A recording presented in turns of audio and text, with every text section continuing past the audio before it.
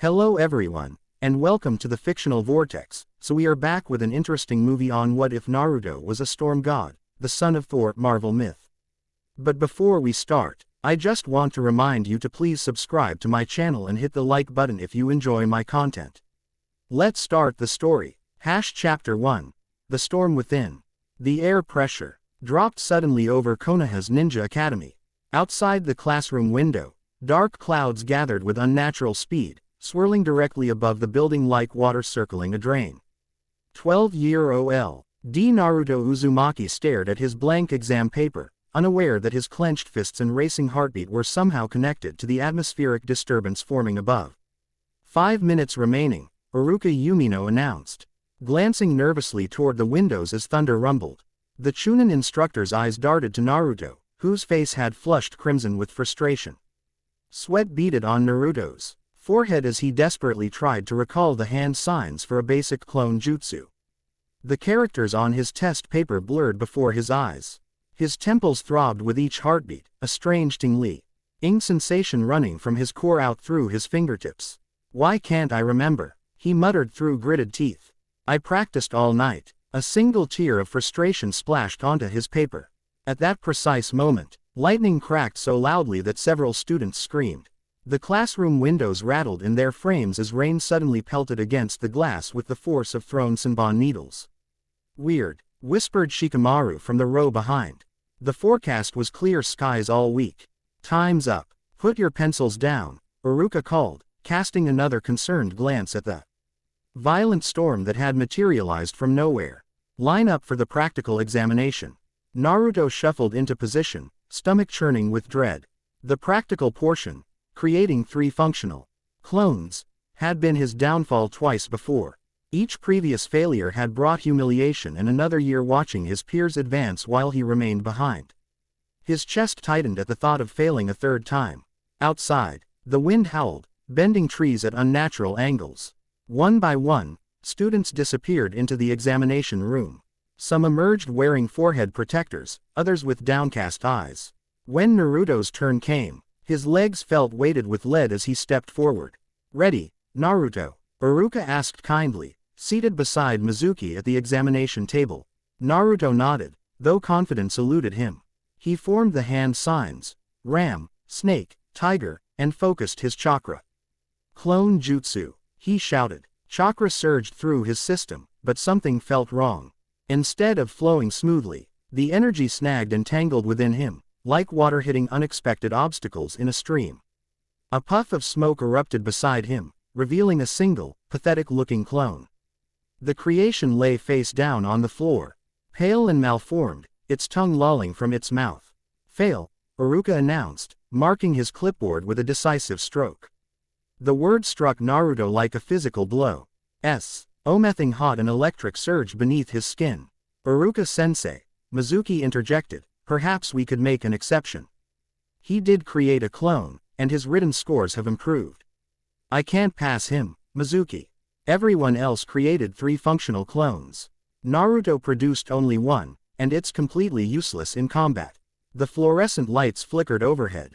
Naruto's hands trembled, not with sadness but with an unfamiliar energy that seemed to build within him like pressure in a sealed container. "I understand," Naruto mumbled, turning away before either instructor could see the moisture gathering in his eyes.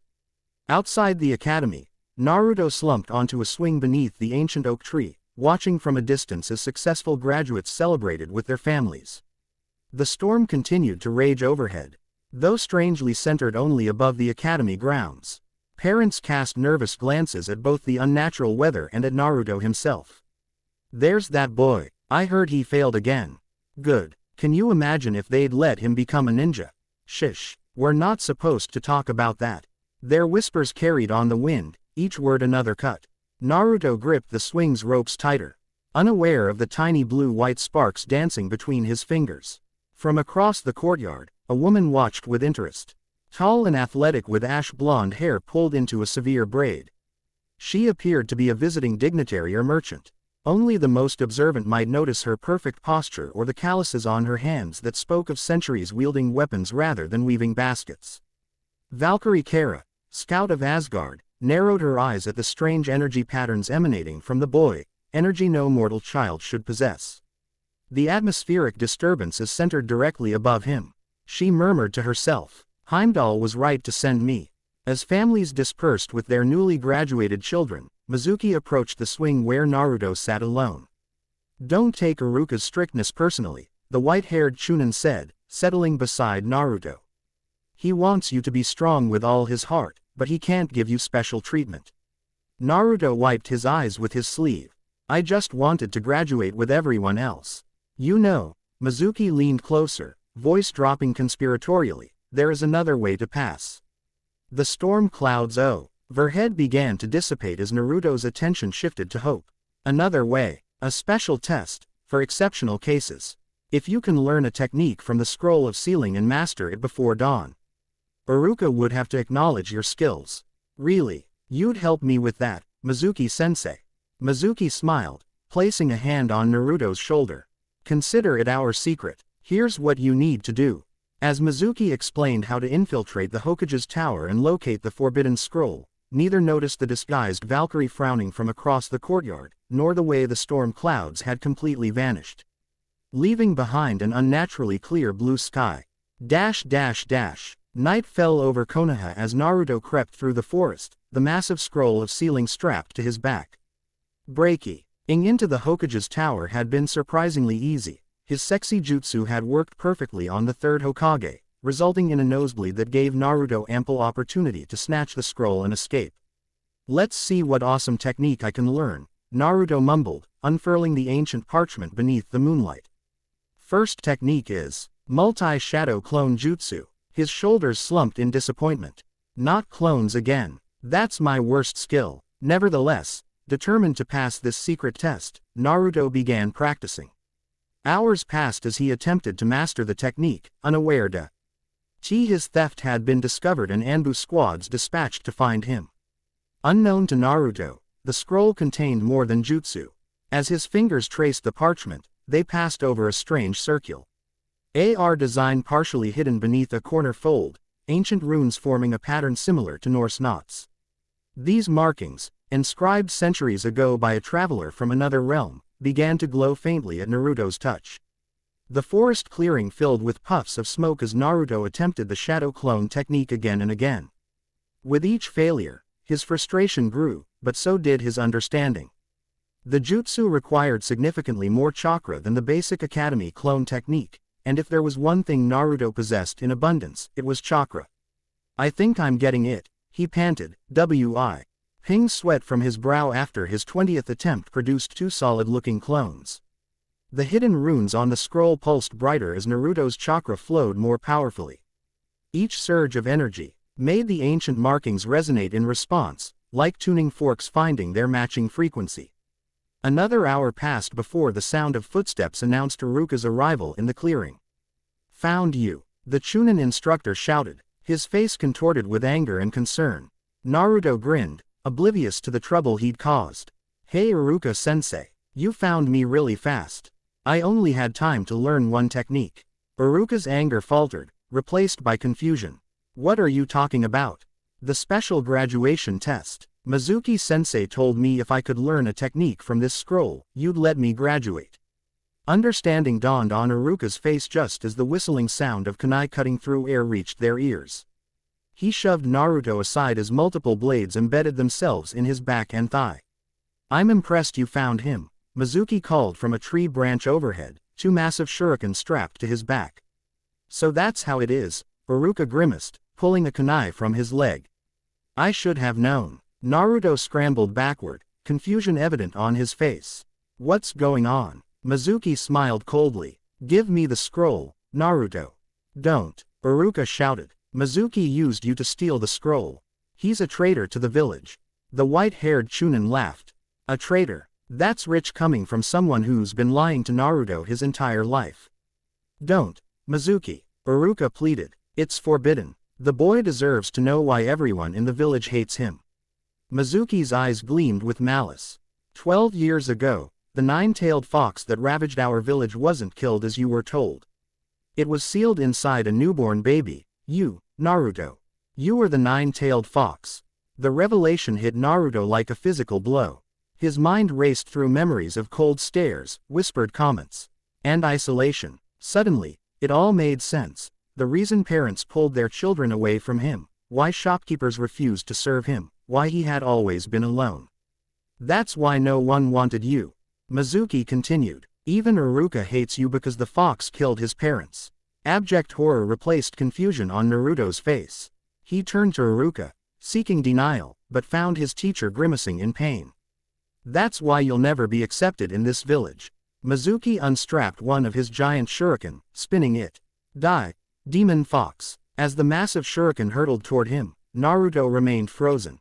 Not from fear, but from a sudden, overwhelming surge of energy unlike anything he'd felt before. The seal on his stomach burned white hot, but simultaneously, something else awakened.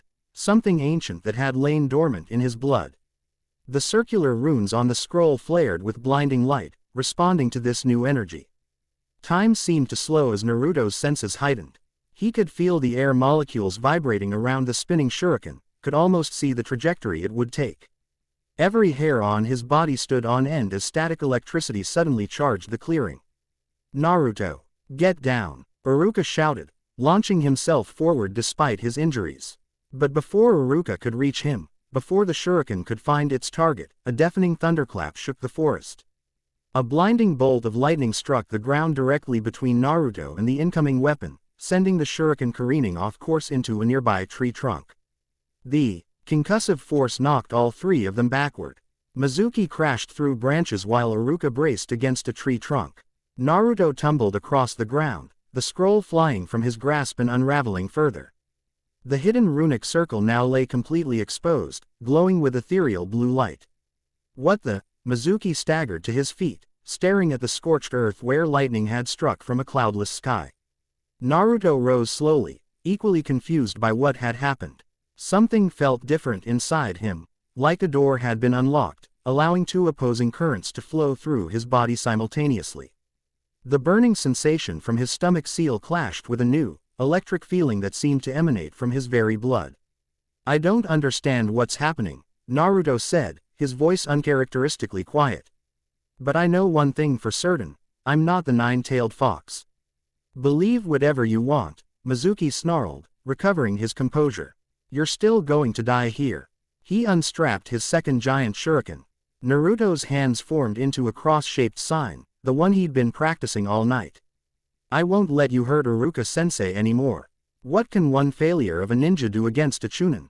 Mizuki laughed. Multi-shadow clone jutsu. The forest clearing filled with smoke, which cleared to reveal not one or two but hundreds of solid Naruto clones surrounding Mizuki on all sides. Each wore the same determined expression, each stood in the same battle-ready stance. What? Mizuki spun in circles, counting the perfect copies with growing horror. This is impossible. If you're not coming to us, the Narutos spoke in unison, we're coming to you. The horde of clones descended upon Mizuki from every direction. The Chunin's screams echoed through the forest as hundreds of fists and feet connected with his body. Above the melee, unnoticed by the combatants, dark storm clouds gathered at impossible speed, swirling directly above the clearing. Iruka watched in amazement as his formerly struggling student demonstrated mastery of a Jonin-level technique. But more concerning was the unnatural weather forming overhead and the strange UE light emanating from both the scroll and, faintly, from Naruto's skin. When Mizuki finally collapsed, beaten unconscious, the shadow clones dispersed in hundreds of smoke puffs. Only the original Naruto remained, panting but uninjured. I might have gone a little overboard, he chuckled, rubbing the back of his head. Naruto, Iruka began, but his words died as lightning flashed overhead. The storm clouds had become a rotating vortex, crackling with electrical energy directly above them. Neither had summoned the storm, yet it responded as if connected to the battle below. Naruto, come here, Iruka called, his voice urgent. As Naruto approached, the air grew thick with electrical charge. Sparks danced across his whisker marks, though he seemed unaware of them. Close your eyes, Iruka instructed. Naruto obeyed, feeling Iruka's hands adjusting something on his forehead. When he opened his eyes, Iruka's forehead protector was gone, now secured around Naruto's head. Congratulations, Graduate, Iruka smiled. Despite his injuries, you've more than earned this. Joy bloomed across Naruto's face, temporarily overpowering the confusion of the night's events. Iruka-sensei. As Naruto launched himself forward to embrace his teacher, a final lightning bolt, larger than any before, struck Mizuki's unconscious form. The traitor's body convulsed once before lying still, smoke rising from his clothes. Horror replaced joy on Naruto's face. Did I do that? Iruka stared at the smoking body, then at the dissipating storm clouds, and finally at Naruto, whose eyes had momentarily flashed electric blue before returning to their normal azure color. I don't know, Iruka answered honestly. But I think we need to speak with the Hokage immediately. From her concealed position in the trees, Valkyrie Kara observed everything with growing concern. The boy had unconsciously channeled atmospheric electricity with precision that would impress Thor himself, and the Iant activation circle from the scroll had responded to him. She needed to report to Heimdall without delay. The Son of Thunder walked among mortals, unaware of his heritage or the dangers his awakening power would attract. The third Hokage, Hiruzen Sarutobi, sat in his office with fingers steepled before his face, listening intently as Iruka recounted the night's events. Naruto sat uncomfortably in a chair opposite the desk, still wearing his newly acquired forehead protector. And you believe the lightning struck Mizuki directly, not as random chance? The Hokage asked, his weathered face grave. It struck him with unnatural precision, Lord Hokage, Iruka confirmed. And the storm appeared from nowhere, centered exactly over their battle. The Hokage's gaze shifted to Naruto. Did you feel anything unusual while fighting Mizuki? Any sensation different from normal chakra use? Naruto hesitated, unsure how to describe the electrical current that had coursed through his body. Or the strange resonance with the scroll's hidden markings. It felt like two different kinds of energy fighting inside me, he finally said. My stomach burned where he paused, still processing Mizuki's revelation about the nine tails, where my seal is. But there was something else too, like static electricity but stronger, coming from everywhere in my body at once.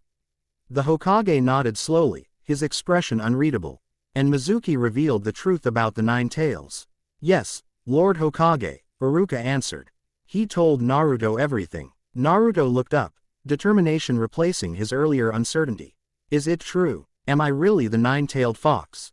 No, the Hokage said firmly. You are Naruto Uzumaki, a shinobi of the Hidden Leaf Village. The nine-tailed fox is sealed within you. But you are not the fox itself. You are its jailer, its container, what we call a Jinchuriki. Relief washed over Naruto's features, but questions remained. Why me? Why did the fourth Hokage choose me? Something flickered across the old man's face, a shadow of guilt, perhaps, or a carefully guarded secret. The fourth needed a newborn child whose chakra system was still developing and could adapt to contain the fox. You were the child chosen for this burden.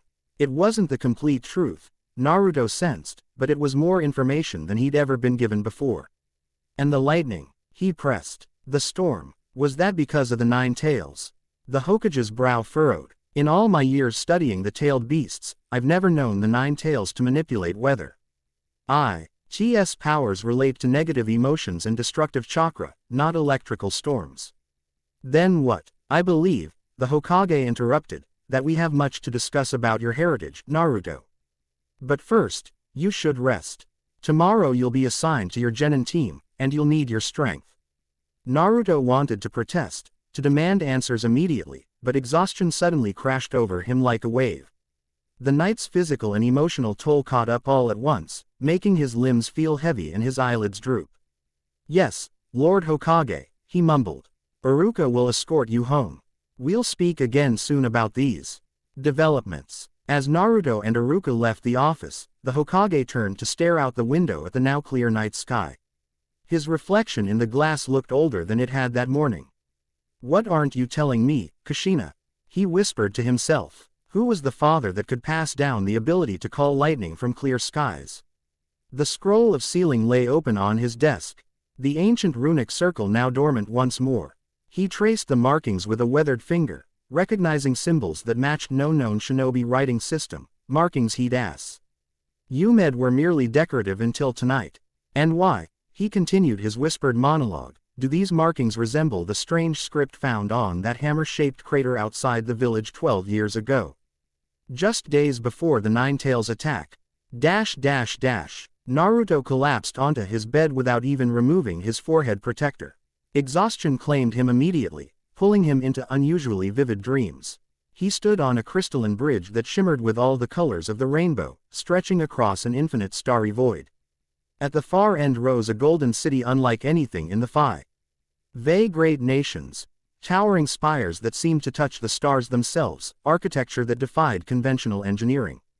A tall figure approached across the bridge, features obscured by swirling storm clouds that surrounded his body. In his hand, he carried a hammer that crackled with lightning. "My son," the figure called, his voice like distant thunder. "The time approaches when you must know the truth." "Who are you?" Naruto tried to ask, but no sound emerged from his dream self. "Asgard faces threats from beyond the 9 realms," the figure continued. "And Midgard, your Earth, stands in grave danger. Blood calls to blood, storm calls to storm. When you are ready, Mjolnir will answer." The figure raised his hammer, and lightning arced from it toward Naruto. As the bolt approached, Naruto's body began to glow with the same blue-white energy, responding to the call. Just before contact, Naruto jolted awake, sitting upright in his bed. Morning sunlight streamed through his window. Outside, birds chirped peacefully, as though the previous night's supernatural storm had never happened. He touched his forehead protector, confirming it wasn't just another wishful dream. He really had graduated. He really was a genin now. But other revelations weighed heavily on his mind. The 9 tails sealed within him. The unexplained lightning. The strange dream of a rainbow bridge and golden city. A knock at his door interrupted his thoughts. "Naruto," Iruka's voice called. "Are you ready? Team assignments begin in 30 minutes. Coming, Iruka-sensei." Naruto called back, pushing aside his confusion to focus on the immediate future. Whatever these strange new powers were, whatever secrets his heritage held, he would face them as he faced everything, with determination in his own ninja way. Today marked the first step on his path to becoming Hokage, complicated by newfound abilities he didn't understand. As he dressed, Naruto didn't notice the small static discharges that jumped between his fingers. Nor the way his shadow momentarily elongated on the wall behind him, taking the silhouette of a tall figure holding a warhammer aloft. In the academy classroom, excited graduates chatted while waiting for Iruka to announce team placements. Naruto sat at the end of a row, still processing everything that had happened. He'd avoided giving detailed answers to incredulous questions about how he'd managed to graduate after failing the exam. "What are you doing here, Naruto?" Shikamaru Nara asked, pausing beside his desk. "Only those who passed are supposed to be here." Naruto pointed to his forehead protector with a grin. "See this? I graduated too." Shikamaru raised an eyebrow but didn't press further. "Whatever. Congratulations, I guess." As Shikamaru moved away, Naruto noticed Sakura Haruno and Ino Yamanaka arguing as they burst through the classroom door. His usual crush-induced excitement at seeing Sakura felt muted today, overshadowed by weightier concerns. When Sakura approached his row, Naruto expected her to berate him for being in her way as usual. Instead, she stopped short, an odd expression crossing her face. "Naruto, did you just spark?" "Huh." He looked down at his hands, seeing nothing unusual. "I could have sworn I saw electricity crackling around your fingertips just now," she said, frowning. Before he could respond, Iruka entered the classroom, calling for attention. As everyone settled, Naruto noticed a blonde woman standing in the hallway outside, visible through the door window. She seemed to be watching him specifically, though she quickly moved away when their eyes met. "Starting today, you are all official ninja," Iruka began, pride evident in his voice. "You face difficult trials ahead, but as Genin of Konoha, you'll be assigned to 3-person teams under a Jonin instructor." Naruto only half listened as Iruka explained team balancing, his mind drifting back to the strange dream and the mysterious woman in the hallway. "Team 7, Iruka announced, recapturing Naruto's attention. "Naruto Uzumaki." Naruto straightened in his seat. "Sakura Haruno." Naruto pumped his fist in celebration while Sakura's shoulders slumped.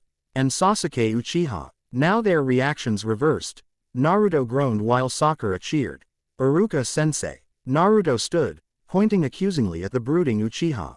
Why does an outstanding ninja like me have to be on a team with this loser? Iruka sighed. Sasuke graduated with the highest scores, while you had the lowest. We have to balance the teams, Naruto. Laughter rippled through the classroom. Naruto's face flushed with embarrassment and anger. The lights overhead flickered momentarily, and a low rumble of thunder sounded despite the clear sky outside. Everyone glanced upward at the lights, then toward the windows in confusion. Naruto slowly sat down, a cold realization settling over him. Somehow, his emotions were affecting the weather again. Iruka continued assigning teams, though he'd clearly noticed the strange phenomena. His eyes lingered on Naruto with concern before moving on. After team assignments concluded, students broke for lunch before meeting their Jonin instructors. Naruto approached Iruka while others filed out. Iruka-sensei, about last night. The Hokage has assigned someone to help you understand what's happening, Iruka said quietly. But for now, focus on getting to know your teammates. These abilities, whatever they are, seem connected to your emotions. Try to stay calm. But what if it happens again? What if I hurt someone without meaning to? Iruka placed a comforting hand on his shoulder. The third believes there's no immediate danger. The lightning strike on Mizuki was an extreme situation. Just be mindful of your feelings. Especially strong ones like anger. Naruto nodded, not entirely reassured. As he turned to leave, Iruka added, and Naruto, don't mention last night's events to your teammates yet. The Hokage wants to understand what's happening before making it common knowledge. Lunch passed in solitude for Naruto, who avoided his new teammates while trying to process everything. He sat on the roof of the academy, unwrapping an onigiri he'd purchased from a reluctant shopkeeper. May I join you? A female voice asked. Naruto looked up to find the blonde woman he'd spotted earlier standing a few feet away. Up close, she appeared foreign, taller than most Konoha women, with features that matched no shinobi nation he recognized. She wore civilian clothes, but her posture spoke of warrior training. Sure, Naruto shrugged, though something about her intense gaze made him uneasy. She sat beside him with fluid grace. I hear you had an interesting evening. Naruto tensed. Who are you? My name is Kara, she replied. The Hokage asked me to speak with you. About the lightning. She nodded, studying him with eyes that seemed too old for her apparent age. Tell me, have strange weather phenomena always occurred around you during moments of high emotion? Naruto thought back through his childhood. Sometimes, I guess. Rain would start when I was really sad. Once, after some kids bullied me, all the windows on the street shattered at once. Everyone blamed me, but I didn't touch them. And no one ever questioned these occurrences. People just assumed I was causing trouble somehow. It's what they expect from me. Kara's expression softened slightly. What do you know about your parents, Naruto? The question caught him off guard. Nothing. The third said they died during the Nine Tails attack, but he never told me their names or showed me pictures. And last night, you learned about the Nine Tails being sealed inside you. Yeah, Naruto confirmed, absently touching his stomach. But Mizuki said I am the fox. The old man said I'm just its container. The Hokage is correct. You are not the Nine Tails. You are something far more interesting. Kara gazed upward at the clear blue sky. What would you say if I told you your father was not from this world? Naruto stared at her, rice ball forgotten in his hand. What do you mean? Like, from another village? No, from another realm entirely. Before Kara could elaborate, the academy bell rang, signaling the end of lunch break. Students began filing back inside to meet their Jonin instructors. Our time grows short, Kara said, standing. Tonight, when you are alone, look to the northern sky. If you see unusual lights, know that Asgard watches over you. Asgard, what's? We will speak again, son of storms. Until then, remember, strong emotions will trigger your awakening power. Breathe deeply when you feel anger rising. With those cryptic words, she walked away, leaving Naruto more confused than before. He hurried back to the classroom, arriving just as other students were settling in to await their Jonin instructors. Sasuke sat by the window, typically aloof. Sakura had claimed the seat next to him, casting occasional glances his way. Naruto took a seat nearby, his mind swirling with unanswered questions. One by one, Jonin arrived to collect their assigned teams until only Team 7 remained. Hours passed with no sign of their instructor. Why is our sensei the only one who's late? Naruto complained, pacing near the door. Sit down and be patient, Sakura scolded. Though she too looked annoyed. Naruto's restlessness got the better of him. Grinning mischievously, he grabbed an eraser from the chalkboard and wedged it between the door and frame. That's what he gets for being late, Naruto declared. Our teacher is a Jonin, an elite ninja, Sasuke said flatly. He's not going to fall for such a simple booby trap. As if on cue, the door slid open, and the eraser fell perfectly onto a shock of silver hair. Their Jonin instructor, a masked man with his forehead protector tilted to cover his left eye, stood motionless as chalk dust settled on his head. Naruto burst into laughter. You fell for it. I'm sorry, sensei, Sakura apologized, though inner glee showed through her expression. I tried to stop him, but Naruto. Their instructor picked up the eraser, examining it thoughtfully. How should I put this? My first impression of you all. I hate you. The blunt assessment silenced Naruto's laughter. Meet me on the roof in 5 minutes. The Jonin said before disappearing in a puff of smoke. As they climbed the stairs to the roof, Naruto's thoughts returned to Kara's strange words. Another realm. Son of storms. Nothing made sense. Yet the evidence of uncontrolled electrical phenomena couldn't be ignored. On the roof, their instructor leaned casually against the railing. Let's begin with introductions. Your name, likes, dislikes, hobbies, dreams for the future, that sort of thing. Why don't you go first? Sakura suggested. Show us how it's done. Me, I'm Kakashi Hatake. Things I like and dislike. I don't feel like telling you that. My dreams for the future. Never really thought about it. As for my hobbies, I have lots of hobbies. The genin exchanged glances. He'd revealed nothing but his name. Now you. Kakashi pointed at Naruto. The one with the eraser. I'm Naruto Uzumaki. I like instant ramen, but I especially like the ramen at Ichiraku that Iruka-sensei treats me to. It's like the 3 minutes you have to wait after pouring hot water into instant ramen. My hobby is comparing different kinds of ramen. And my dream. Naruto paused, fingers absently adjusting his forehead protector. His standard declaration about becoming Hokage felt somehow smaller today, after everything that had happened. Lightning from clear skies. Talk of other realms. Dreams of rainbow bridges. My dream is to become the greatest Hokage this village has ever seen. Then everyone will have to acknowledge my existence and treat me with respect. Thunder rumbled in the distance as he spoke. Despite there being no clouds in sight, Kakashi's visible eye narrowed slightly, his attention sharpening. Sakura and Sasuke followed with their introductions, Sakura's revolving primarily around her crush on Sasuke. While the Uchihas focused on his ambition to restore his clan and kill a certain someone. Throughout their exchanges, Kakashi's gaze repeatedly returned to Naruto, studying him. With an intensity that suggested he knew something about last night's events. Good, Kakashi said when they finished. You're each unique and have your own ideas. We'll have our first mission tomorrow.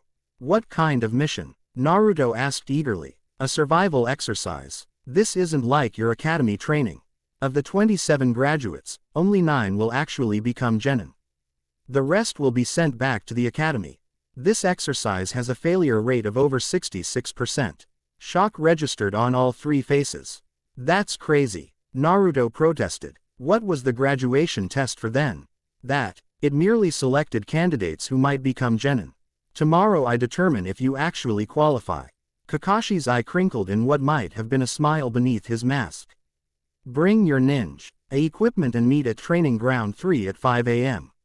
Oh, and skip breakfast, you'll throw up. With that ominous warning, Kakashi disappeared again, leaving the 3 potential genin to process this unwelcome news. This sucks. Naruto kicked at the rooftop railing. After everything I went through to graduate. Static electricity suddenly crackled along the metal railing where his foot had connected. Sasuke and Sakura jumped back in surprise. What was that? Sakura demanded, staring at the now normal railing. Nothing, Naruto said quickly, remembering Iruka's warning to keep his strange abilities secret. Must be, built-up charge from the dry weather. Sasuke's eyes narrowed suspiciously, but he said nothing. As they descended from the roof, Naruto's mind raced. He needed to get his emotions under control before tomorrow's test. The last thing he needed was to call down lightning during their survival exercise and reveal whatever was happening to him before he understood it himself. But controlling his emotions had never been Naruto Uzumaki's strong suit. And as night fell over Konoha, he found himself standing on his apartment balcony, staring northward as Kara had instructed. Wondering what secrets the sky might reveal about his mysterious heritage. In the darkness of his apartment, the seal on his stomach pulsed with a familiar red glow. But for the first time, it was answered by something else, a faint blue-white luminescence that traced the patterns of his veins, visible just beneath his skin. Two energies, incompatible yet coexisting, fighting for dominance within a single vessel. In the northern sky, strange aurora-like lights began to shimmer, forming patterns that resembled the runic circle from the scroll of sealing. Naruto stared upward in awe, somehow certain that somewhere, beyond the stars, someone or something was staring back. Who am I really? He whispered to the night air. What am I becoming? The northern lights pulsed once in response, as if acknowledging his question. But answers would not come so easily, nor so quickly. The Son of Storms had only just begun to awaken. Chapter 1 End Chapter 2, Worthy. Naruto arrived at Training Ground 3 while dawn still painted the eastern sky in watercolor hues. Despite Kakashi's warning, he'd eaten a small breakfast. Experience had taught him hunger did nothing for his concentration. He found Sasuke already there, leaning against a wooden post with practiced indifference. Sakura arrived moments later, stifling a yawn.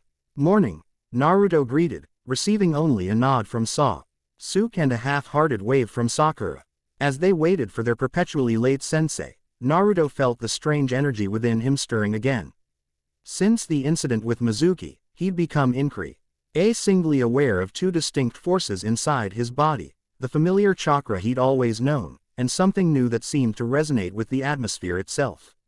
He couldn't control the latter yet, but he'd noticed it responded to his emotions, particularly anger or fear. He closed his eyes, trying the breathing exercise Kara had suggested during their brief meeting. In, out, focus inward, feel the energy but don't direct it. What are you doing? Sakura's voice broke his concentration. Just meditating, Naruto answered, opening his eyes. Thought it might help with chakra control.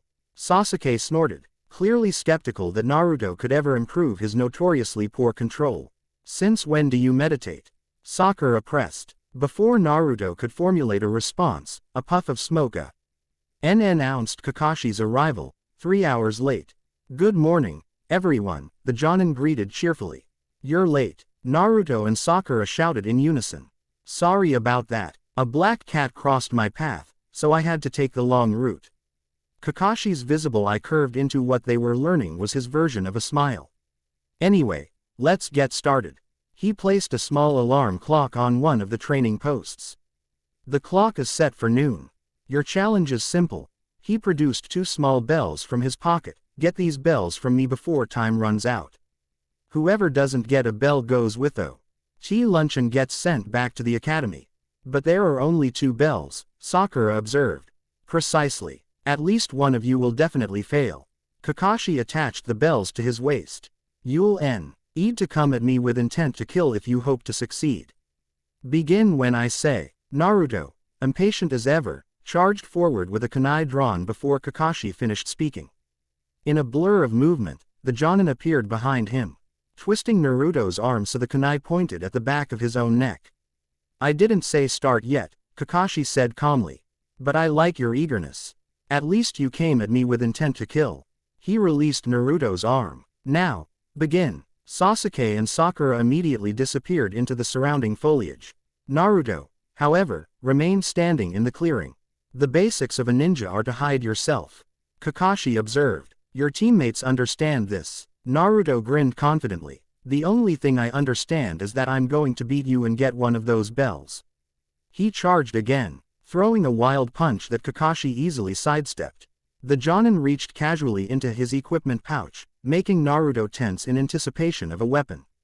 Instead, Kakashi pulled out an orange book. "Make out paradise." "What are you doing?" Naruto demanded. "Reading," Kakashi replied. "Don't let it concern you. With your weak attacks, I can read without interruption." The dismissal triggered a surge of anger in Naruto. He attacked with renewed vigor, throwing punches and kicks that Kakashi dodged without looking up from his book. With each failed attack, Naruto's frustration mounted, and with it, the strange electrical energy inside him. As he prepared another charge, Naruto felt the hairs on his arms stand on end. The air around him ionized almost imperceptibly. Only Kakashi, with his years of battle experience, seemed to notice the subtle change in atmosphere. His single visible eye momentarily shifted from the book to study Naruto more closely. "Something wrong?" Kakashi asked mildly. Naruto faltered, realizing his emotions were triggering the strange power again. He took a deep breath, trying to calm himself as Kara had advised. The tingling sensation receded. "Nothing's wrong," Naruto replied, forming a familiar hand sign. Multi-shadow clone jutsu. Dozens of shadow clones appeared, surrounding Kakashi on all sides. The Jonin's eyebrow raised slightly, the only indication of his surprise at seeing a genin perform such an advanced technique. "Shadow clones," Kakashi noted, finally closing his book. "Not illusions but actual solid copies. Impressive for someone who couldn't even create a basic clone during graduation." The clones attacked simultaneously. Despite their numbers, Kakashi dispatched them effortlessly, his movements fluid and economical. He seemed to be everywhere at once, eliminating clones with precise strikes while evading others completely. From the trees, Sasuke watched with narrowed eyes. Even he had to admire it. Naruto's shadow clone technique was surprising, yet the Dobi was using it with no strategy, just overwhelming force. Typical. When only the original remained, Kakashi delivered a humiliating kick. Hat sent Naruto flying into the nearby stream. As he surfaced, sputtering and indignant, Naruto felt his anger peaking again. This time, the electrical energy surged before he could suppress it. ASM. All but distinct crackle of electricity danced across the water's surface, making Kakashi step back cautiously. The Jonin's eye widened slightly, water-conducted chakra, but producing electrical disca. RGE required either a specific nature transformation or something else entirely. "That wasn't a standard lightning release," Kakashi murmured, too quietly for Naruto to hear. Taking advantage of Kakashi's momentary distraction, Naruto launched himself from the water. 8 more shadow clones burst from beneath the surface, having sneaked underwater while Kakashi was occupied with the main assault. A diversion. Not bad, Kakashi acknowledged as the clones surrounded him. But even this cleverer approach failed. When the skirmish ended, Naruto found himself dangling upside down from a tree. Caught in a basic trap he should have spotted. By noon, all 3 genin had failed to acquire a bell. Sasuke came closest, momentarily touching a bell before Kakashi countered, while Sakura fell victim to a simple genjutsu. As punishment, Naruto was tied to the center post while Sasuke and Sakura received lunch boxes.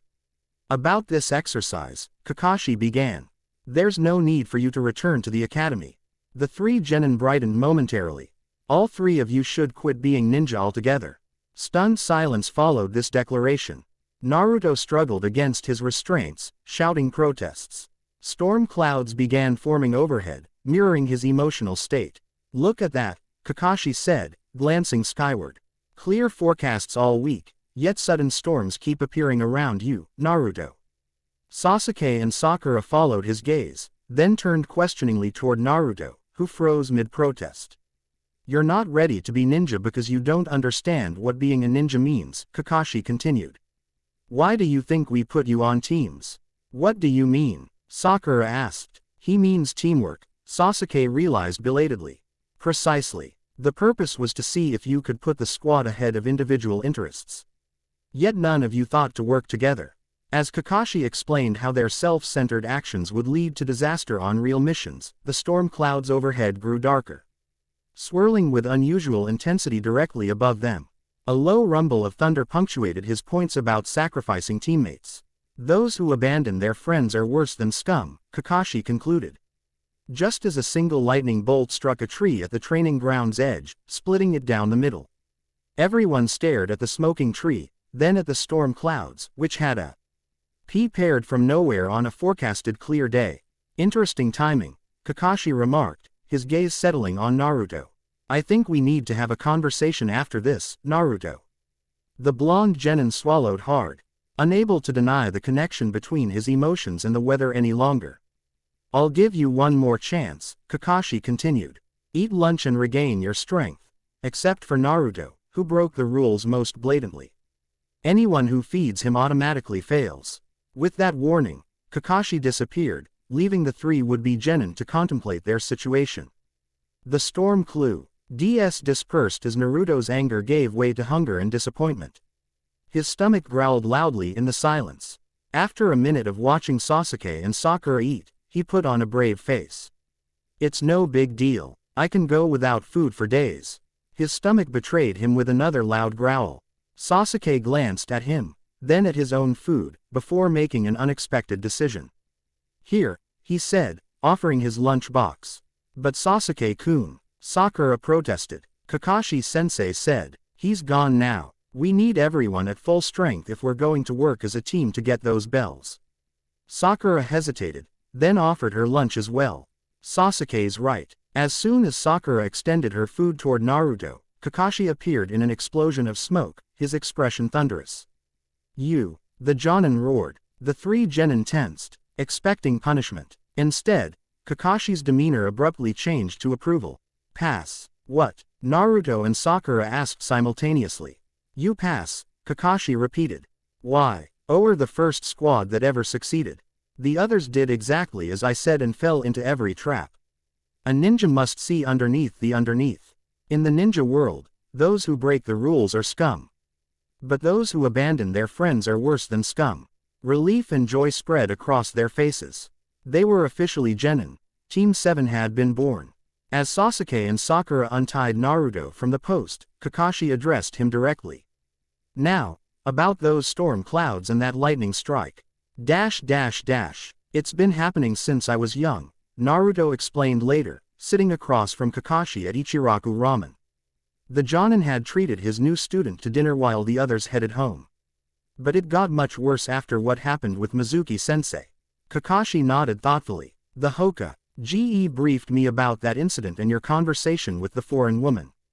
Kara, Naruto supplied. She talked about my father being from another realm or something. It didn't make much sense. The third believes there's merit to her claims, Kakashi said carefully. Certain phenomena surrounding your birth have never been fully explained. Like what? That's classified information, even from me. But I've been instructed to help you control these abilities while maintaining secrecy. Whatever's happening to you goes beyond normal chakra usage. Naruto stared into his half-eaten ramen. Am I dangerous? All shinobi are dangerous, Naruto. The question is whether you can control your power rather than letting it control you. Ayame approached with a refill for Naruto's tea. As she poured, Naruto's chopsticks slipped from his fingers, falling toward the counter. Instinctively, he reached to catch them. A tiny arc of electricity jumped from his fingertips to the metal utensils. Visible only to Kakashi's trained eye. Thank you for the meal, Kakashi-sensei, Naruto said, unaware of what had just happened. I won't let you down as part of Team 7. Kakashi's visible eye curved into a smile. But his mind was already analyzing what he'd witnessed. The electrical discharge wasn't chakra, it lacked the specific signature of lightning release. It resembled natural electricity, as if Naruto had briefly become a walking storm cloud. Meet at the bridge tomorrow at 8 a.m., Kakashi instructed. We'll start with D-rank missions while working on your unique situation. The following weeks established a routine. Team 7 tackled mundane D-rank missions, finding lost pets, pulling weeds, picking up litter, while Kakashi observed Naruto closely. After team activities, he would occasionally take Naruto aside for private training focused on emotional control. Your abilities seem triggered by strong feelings, Kakashi explained during one session. Particularly anger, fear, or excitement. The same emotions that might cause the Nine-Tails chakra to leak are somehow connected to these weather phenomena. So what do I do? Naruto asked, frustrated by his lack of progress in controlling either energy. Meditation helps some shinobi separate their emotions from their actions. Let's try again. They sat cross-legged in a small clearing. Naruto closed his eyes, focusing on his breathing as instructed. Minutes passed in silence. Now, Kakashi continued softly, try to sense the different energies within you. Your normal chakra should feel familiar, like an old friend. The Nine-Tails chakra would feel malevolent, burning. And this new energy, it feels electric, Naruto murmured, concentrating. Like standing on a mountaintop during a thunderstorm. It's not exactly inside me like regular chakra. It's more like, I'm connected to something bigger. Can you draw on it intentionally? Naruto's brow furrowed with effort. Small, static discharges began dancing across his whisker marks, and the air pressure around them dropped noticeably. I can feel it responding, but I can't control where it goes or what it does. Kakashi observed with his Sharingan briefly exposed, analyzing the energy patterns. Unlike chakra, which flowed through established pathways, this energy seemed to permeate Naruto's entire being, with particular concentration in his blood and nervous system. That's enough for today, Kakashi said, covering his Sharingan again. We'll continue practicing. As days turned to weeks, Naruto grew increasingly frustrated with their trivial missions. The breaking point came when they were assigned to catch Tora, the fire daimyo's wife's escaped cat, for the third time in a month. I can't take any more of these stupid missions. Naruto erupted in the Hokage's office after they'd returned the scratched-up feline. I'm a ninja, not a pet retriever. Give us a real mission. The barometer in the corner of the room suddenly dropped, its needle swinging wildly. The third Hokage glanced at it, then at Naruto, before exchanging a meaningful look with Kakashi. Perhaps you're right, the Hokage conceded, surprising everyone. I do have a C-rank protection mission available. You'll be escorting a bridge builder to the land of waves. Kakashi raised an eyebrow but didn't object. Naruto's outburst forgotten. The team eagerly accepted their first mission outside the village. Their client, Tazuna, appeared less than impressed with his protection detail, particularly the shortest, loudest member. They're sending children to protect me. Especially that short one with the stupid face. He doesn't look like much of a ninja. Who's the short one with the stupid face? Naruto demanded, looking around before realizing he was indeed the shortest. The lights in the office flickered momentarily.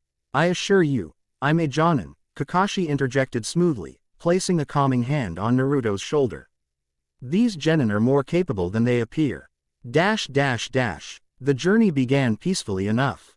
As they traveled the forest path toward the land of waves, Tazuna explained his importance as the master builder working on a project to connect his island nation to the mainland. The land of waves is poor, he explained gruffly. This bridge represents hope for economic independence. Naruto only half listened, excited to finally be outside the village on a real mission.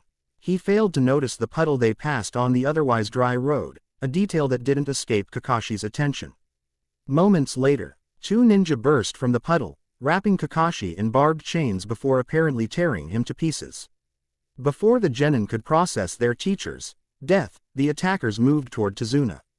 One down. One of the ninja growled. Stay back, old man.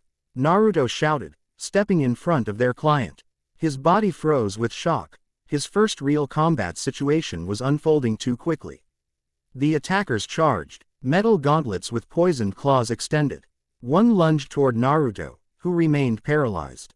Sasuke reacted instantly, launching shuriken that pinned their chains to a tree before landing atop their gauntlets and kicking both attackers in the face. The ninja recovered quickly, detaching their chains and splitting up, one headed for Tazuna, the other for the still frozen Naruto. Sakura moved to protect Tazuna while Sasuke intercepted the second attacker. The ninja's poisoned claw slashed toward Naruto's face. In that moment of pure fear, something awakened inside him. The air around his body ionized, hair standing on end as if in a static field. The attacker hesitated, sensing something dangerous. That split second of hesitation was enough. Kakashi appeared suddenly, catching both enemy ninja in headlocks. Sorry for not helping right away, he said casually. I needed to see who their target was. Relief flooded Naruto, followed immediately by shame at his inaction. While Sasuke and Sakura had reacted like real ninja, he'd frozen like a frightened civilian. The strange energy receded, unused. I didn't even move, he muttered, clenching his fists. I was useless. Don't beat yourself up, Kakashi replied, securing the captured ninja, identified as the demon brothers of Kurigakure. It was your first combat experience. Even skilled ninja freeze sometimes. But Naruto couldn't accept this consolation. Drawing a kunai, he stabbed his own hand, blood spilling onto the dirt path. I swear on this pain, I will never freeze again. I'll never need saving again. Thunder rumbled overhead as he made this vow, despite clear skies. Kakashi, Sasuke, and Sakura all looked up, then at Naruto, whose wound was already beginning to heal with unusual speed. A noble promise, Kakashi said, but you've been poisoned. We should treat that wound. To everyone's surprise, when Kakashi examined Naruto's hand, the wound had almost completely closed. The poison's already being purged from your system. After interrogating the demon brothers, Kakashi confronted Tazuna about the true nature of their mission. The bridge builder reluctantly admitted that a shipping magnate named Gato was terrorizing the land of waves and wanted him dead to prevent the bridge's completion. This is now at least a B-rank mission, possibly A rank, Kakashi concluded. It's beyond the scope of what genin should handle. We should continue, Sasuke stated firmly. We can't abandon the mission now. I agree, Sakura added, surprising herself with her courage. We've committed to this. Naruto, still stinging from his earlier failure, thrust his fist forward. Let's go. I'm not backing down. Kakashi sighed but nodded. Very well. But be prepared. Our next enemies won't be Chunin like the demon brothers. Gato will send Jonin-level shinobi next. The mist hung thick over the water as their small boat silently approached the land of waves. The boatman had extinguished his motor, rowing manually to avoid detection. The bridge isn't far now, he whispered. Once we're there, my involvement ends. Through the mist, an enormous, partial L.Y. constructed bridge gradually became visible. Even unfinished, it was an impressive feat of engineering. Wow, it's huge, Naruto exclaimed, his voice echoing across the water. Be quiet, the boatman hissed. Why do you think we're traveling with no engine? Gato has spies everywhere. If they hear us, Naruto clamped his hands over his mouth, eyes wide with contrition. The rest of the crossing continued in tense silence. After landing on the island's shore and saying goodbye to their reluctant ferryman, Team 7 and Tazuna continued through a coastal forest.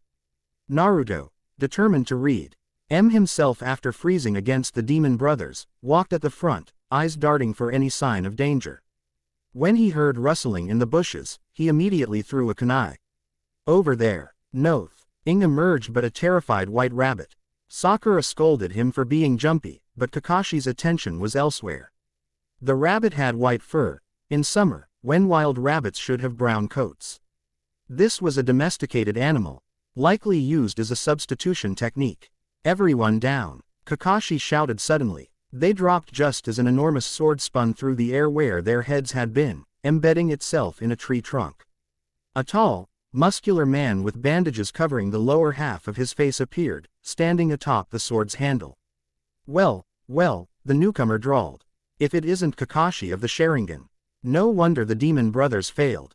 Zabuza Momochi, Kakashi identified their attacker. The demon of the hidden mist.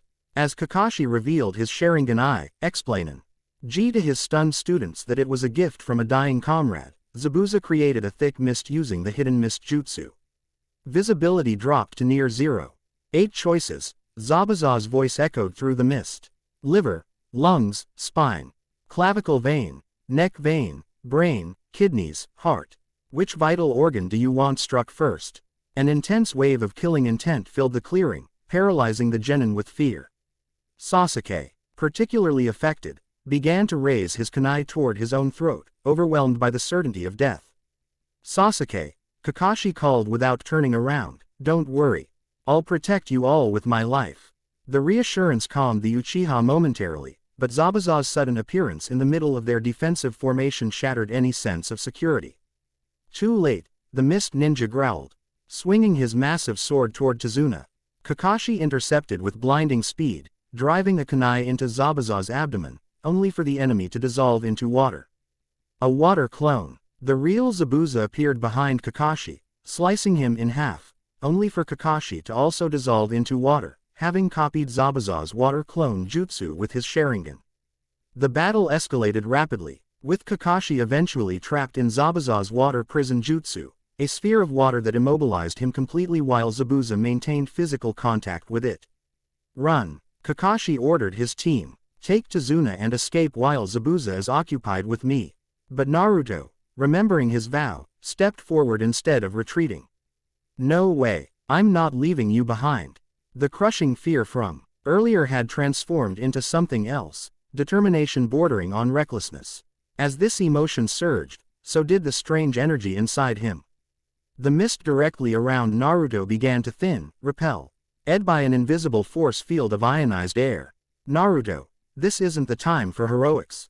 Kakashi shouted, he's too strong for you. Zabuza laughed, listen to your sensei, brat. I killed my first opponent when I was your age, without even being a ninja yet. Yeah, well, I'm not just any kid, Naruto retorted, forming his signature hand sign. Multi-shadow clone jutsu. Dozens of Narutos appeared, surrounding Zabuza and the water prison. Zabuza's eyes widened slightly. Shadow clones from a mere genin was unexpected. Impressive, the mist ninja conceded, but futile. With his free hand, Zabuza created a water clone that began systematically destroying Naruto's shadow clones. Each dispelled clone provided Naruto with valuable battle data, however, a side effect of the technique he was just beginning to understand. Sasuke, Naruto called, tossing the Uchiha a folded windmill shuriken from his pack. Catch. Understanding dawned in Sasuke's eyes as he caught the weapon. This wasn't just any shuriken, it was a transformed Naruto clone. Sasuke added his own shuriken to the mix, creating the Demon Wind Shuriken, Windmill of Shadows technique. Zabuza easily caught the first shuri. Ken aimed at him but had to jump over the second, Shadow Shuriken. What he didn't expect was for the Shadow Shuriken to transform back into Naruto mid-flight, now positioned behind him. Eat this, Naruto shouted, throwing a kunai toward Zabuza's arm. Forced to release the water prison to avoid the kunai, Zabuza freed Kakashi but turned his rage toward Naruto. You little brat, he swung the SSIVE shuriken toward the still airborne Naruto, who couldn't dodge in mid-jump. Time seemed to slow for Naruto. In that moment of mortal danger, the electric energy within him surged uncontrollably. The air around him crackled with visible static discharge.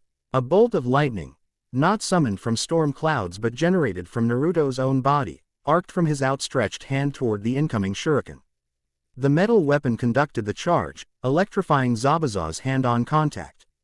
The mist ninja jerked back reflexively, his trajectory altered just enough for the shuriken to miss Naruto by inches.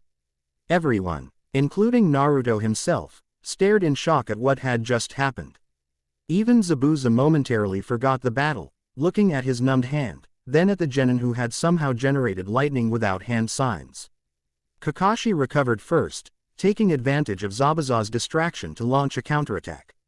The Jonin-level shinobi engaged in a spectacular water jutsu duel that ended dead with Zabuza pinned against a tree by Kakashi's water vortex technique. Can you see the future? Zabuza gasped as Kakashi prepared a final strike. Yes, Kakashi replied coldly. Your future is death. Before he could deliver the killing blow, several Senbon needles struck Zabuza's neck. A young hunter nin in a decorative mask appeared on a nearby branch. You were right, he died, the newcomer stated. Thank you for your assistance. I've been tracking Zabuza for a long time. The hunter nin collected Zabuza's body and disappeared in a swirl of leaves, ostensibly to dispose of it according to Kurigakure protocol. Kakashi covered his Sharingan, exhaustion catching up with him. Our mission isn't over. Let's get Tazuna home. As they helped their teacher, who'd overused his Sharingan, Sasuke and Sakura kept glancing at Naruto with new wariness and curiosity. What was that lightning? Sasuke finally asked. That wasn't a jutsu. I don't know, Naruto answered honestly.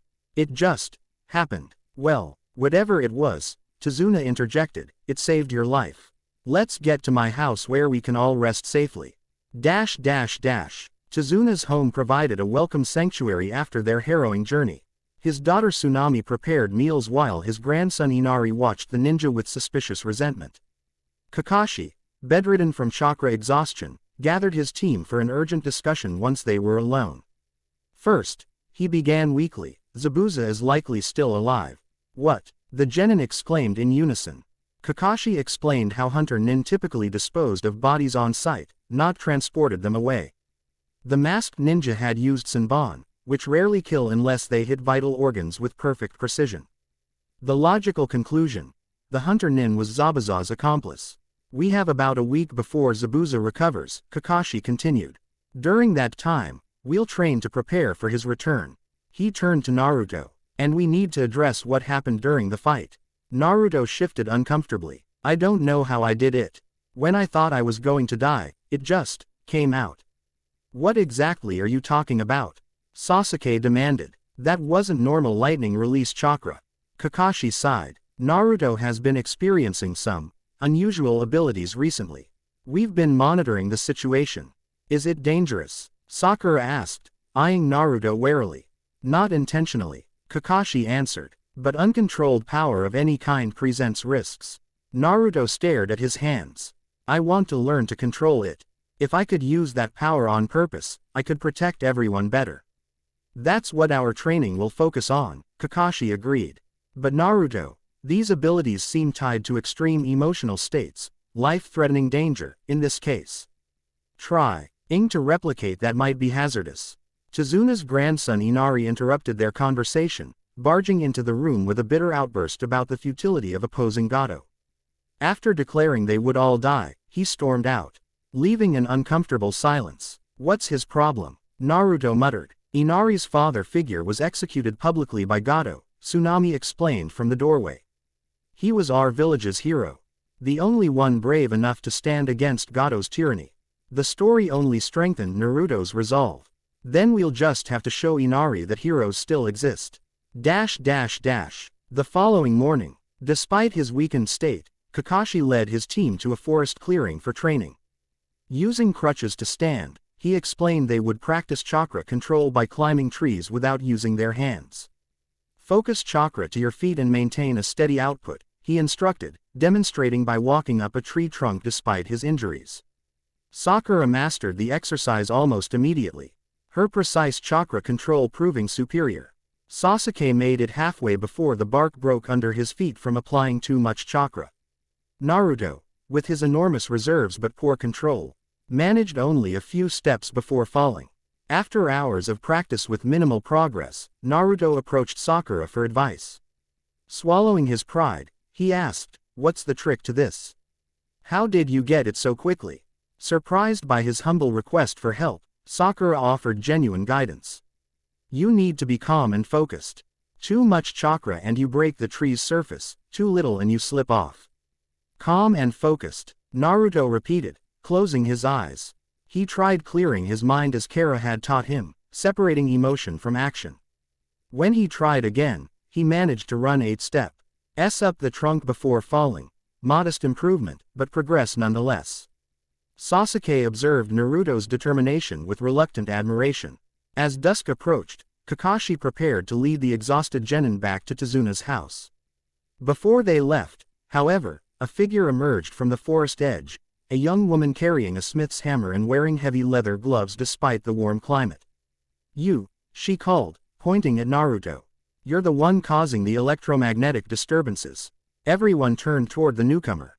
She appeared to be in her early 20s, with dark hair pulled back in a practical bun. What caught their attention were the burn scars visible on her exposed forearms and neck, alongside intricate tattoos that resembled circuit patterns. "Who are you?" Kakashi asked, immediately alert despite his weakened state. "Shuri Yodo," she answered curtly. "Master blacksmith from the land of iron.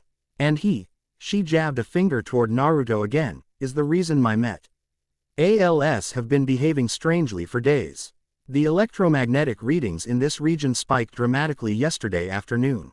Naruto blinked in confusion. "Electro what?" "Don't play dumb." Shuri approached, pulling a compass-like instrument from her belt. As she brought it near Naruto, the needle spun wildly. See, you're generating an electromagnetic field that's completely disrupting my work. Kakashi stepped between them. I think we should discuss this privately. There's nothing to discuss, Shuri countered. My readings led me directly to him. Whatever he's doing is affecting metal throughout the region. I've lost 3 important commissions because my alloys keep developing unexpected magnetic properties during forging. I'm not doing anything on purpose. Naruto protested. Shuri studied him with narrowed eyes. Intentional or not, you're the source. She circled him slowly, her instrument continuing to react. It's strongest near your heart and along your nervous system. Fascinating. Kakashi-sensei. Sakura looked to their teacher uncertainly. Shuri-san, perhaps we could continue this conversation at our lodging, Kakashi suggested diplomatically. We're guests of Tazuna, the bridge builder. Shuri considered this, then nodded. Fine, I need to understand what's happening before my reputation as a blacksmith is completely ruined. That evening, Hyle Sasuke and Sakura helped Tsunami prepare dinner. Kakashi spoke privately with Shuri and Naruto on the house's small porch. Your chakra doesn't explain these readings, Shuri stated, displaying notes and measurements from her instruments. This is pure electromagnetic energy, similar to natural lightning but different. More refined. Naruto has been experiencing unusual abilities recently, Kakashi explained carefully. Weather phenomena, electrical discharges, all apparently connected to his emotional state. When did these manifestations begin? Shuri asked, her initial hostility giving way to professional curiosity. They intensified about 3 weeks ago, Naruto answered, after I learned about certain aspects of my heritage. Heritage. Shuri's eyebrows rose. What kind of heritage causes electromagnetic disturbances? Before Kakashi could intervene, a voice spoke from the shadows beyond the porch. Divine heritage. Kara stepped into the lantern light, her appearance unchanged since her meeting with Naruto in Konoha. Both Kakashi and Naruto tensed at her unexpected arrival. Who are you? Shuri demanded. Someone familiar with the type of energy you're measuring, Kara replied. She turned to Naruto. Your abilities are manifesting more frequently. The incident with Zabuza sent ripples through Yggdrasil itself. Yggdrasil, Naruto repeated, confused. The world tree that connects the 9 realms, Kara explained. Your father's world and yours. 9 realms, Shuri interrupted. What nonsense is this? Kara studied the blacksmith with new interest. Your tattoos, those are chakra conductors, but the patterns are ancient. Pre-shinobi era designs. Shuri instinctively covered her forearms. They're family techniques, not relevant to this discussion. Perhaps more relevant than you realize, Kara countered. Those patterns resemble old Asgardian metallurgy runes. Your ancestors may have had contact with the realm eternal. Kara, Kakashi interjected. You told Naruto his father was from another realm. The Hokage seems to give your claims credence, but we need more concrete information. The Valkyrie nodded. The time approaches when all must be revealed. But know this, she turned to Naruto, your father is a god of storms and lightning. The power awakening within you is your birthright, but uncontrolled, it could be disastrous. A god, Shuri scoffed. Next you'll claim chakra as magic. Believe what you will, Kara replied calmly. But those markings you bear link your bloodline to an age when mortals forged weapons for gods. Your ancestors knew the truth of other realms. Something in her certainty made Shuri hesitate. She pulled an ancient scroll from her pack. My family maintains records dating back before the founding of the shinobi villages. There are references to divine metal and sky visitors that we've dismissed as metaphorical. They are not metaphors, Kara stated. And this boy carries the blood of those sky visitors in his veins. Naruto looked down at his hands, trying to comprehend the implications. So the lightning I generated against Zabuza was a fraction of your potential power, Kara confirmed. The son of a storm god can command lightning, thunder, and atmospheric pressure. But such abilities require discipline and understanding to control. I can help with that, Shuri offered unexpectedly. My techniques for controlling chakra flow through metal might be adapted for controlling this energy, whatever its source. Why would you help? Naruto asked suspiciously. Shuri's eyes gleamed with professional interest. Because if what she says has even a grain of truth, you represent an opportunity to study energy manipulation beyond anything in my family's scrolls. And because you owe me for 3 ruined commissions." Before further discussion could occur, Tsunami called them for dinner. The conversation shifted to more immediate concerns: protect Ing Tazuna and preparing for Zabuza's return. Later that night, Naruto couldn't sleep. He slipped out of the house and returned to the training forest. Under the moonlight, he continued practicing tree climbing. Determined to master the basic chakra control that might help him better understand his other, stranger power. Unknown to him, Shuri observed from a distance, her instruments recording T's subtle electromagnetic field that surrounded him even at rest.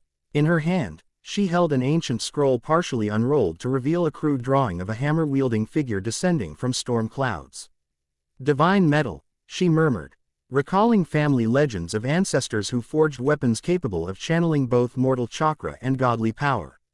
Perhaps not so mythical after all. For the next several days, Naruto divided his time between chakra control training with his team and specialized sessions with Shuri. The blacksmith had created simple metal conductors etched with her family's ancient patterns, designed to help Naruto sense and potentially direct the strange energy within him. Focus on the sensation, Shuri instructed as Naruto held a metal rod in each hand. Feel the energy pathway between them. Naruto concentrated until a faint blue glow appeared around his hands. The metal began heating rapidly. "Good," Shuri noted, recording observations. "The energy naturally wants to follow the path of least resistance, just like electricity. With practice, you could direct it intentionally." During team training, Naruto's improved focus yielded results. By the 4th day, both he and Sasuke could reach the top of their practice trees. Their rivalry had evolved into a reluctant partnership as they pushed each other to improve. Kakashi, gradually recovering his strength, observed Naruto's progress with cautious optimism. The Genin's chakra control was improving, and with it, his awareness of the separate energy that Kara claimed was his divine inheritance. "Where is Kara now?" Naruto asked one evening as they walked back from training. "She comes and goes," Kakashi answered. "Her loyalties seem divided between informing you and reporting to whoever she reports to." Naruto nodded thoughtfully. "Do you believe her about my father being a god?" Kakashi considered his response carefully. "I believe there are powers in this world beyond conventional understanding. Whether they're gods or simply beings with abilities we can't fully comprehend as philosophical semantics." On the 6th day of training, Kakashi deemed his team ready to help Gu Ard Tazuna at the bridge construction site. When morning came, however, Naruto was completely exhausted from overnight training and remained at the house to rest.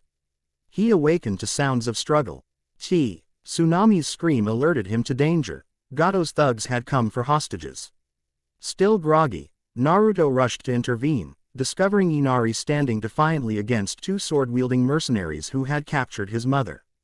Without hesitation, Naruto created shadow clones and rescued Tsunami. The brief skirmish ended with the thugs unconscious and securely bound. "You were really brave, Inari," Naruto praised the young boy. "Standing up to them even though you were afraid, that's what makes a hero." Inari's eyes welled with tears. "But you had to save us.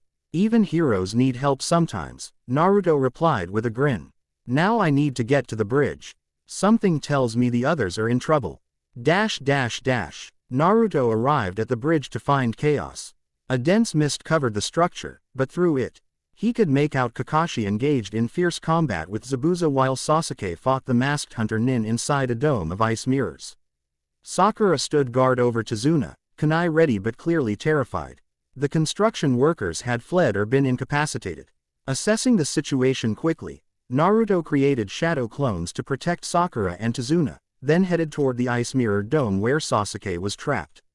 Inside the dome, Sasuke fought desperately against the masked ninja, now identified as Haku, who could move between ice mirrors with impossible speed, attacking from all angles with Senbon needles. Despite awakening his Sharingan during the battle, Sasuke was losing, his body increasingly punctured by needles. Naruto's first instinct was to charge indirectly, but remembering his training, he paused to observe. The ice mirrors formed a perfect dome, entering would trap him inside as well. Instead, he created shadow clones to attack from multiple angles simultaneously. Haku dispatched the clones easily but was forced to divide attention between multiple targets. Using the distraction, Naruto slipped inside the dome to reach Sasuke. "You idiot," Sasuke panted, bleeding from numerous wounds. "Now we're both trapped. I couldn't just leave you," Naruto replied, helping his teammate to his feet. Haku resumed the assault, moving between mirrors faster than either genin could track. Senbon rained from all directions. "I do not wish to kill you," Haku's voice echoed throughout the dome. "But for Zabuza's dream, I will destroy my heart and become a true shinobi." As another wave of Senbon struck, Sasuke moved with newfound speed, his Sharingan allowing him to perceive the attack pattern. He pushed Naruto out of the way, taking the full brunt of the needles himself. Naruto watched in horror as Sasuke collapsed, his body resembling a pincushion. "Why?" Naruto asked, catching his falling teammate. "Why would you save me?"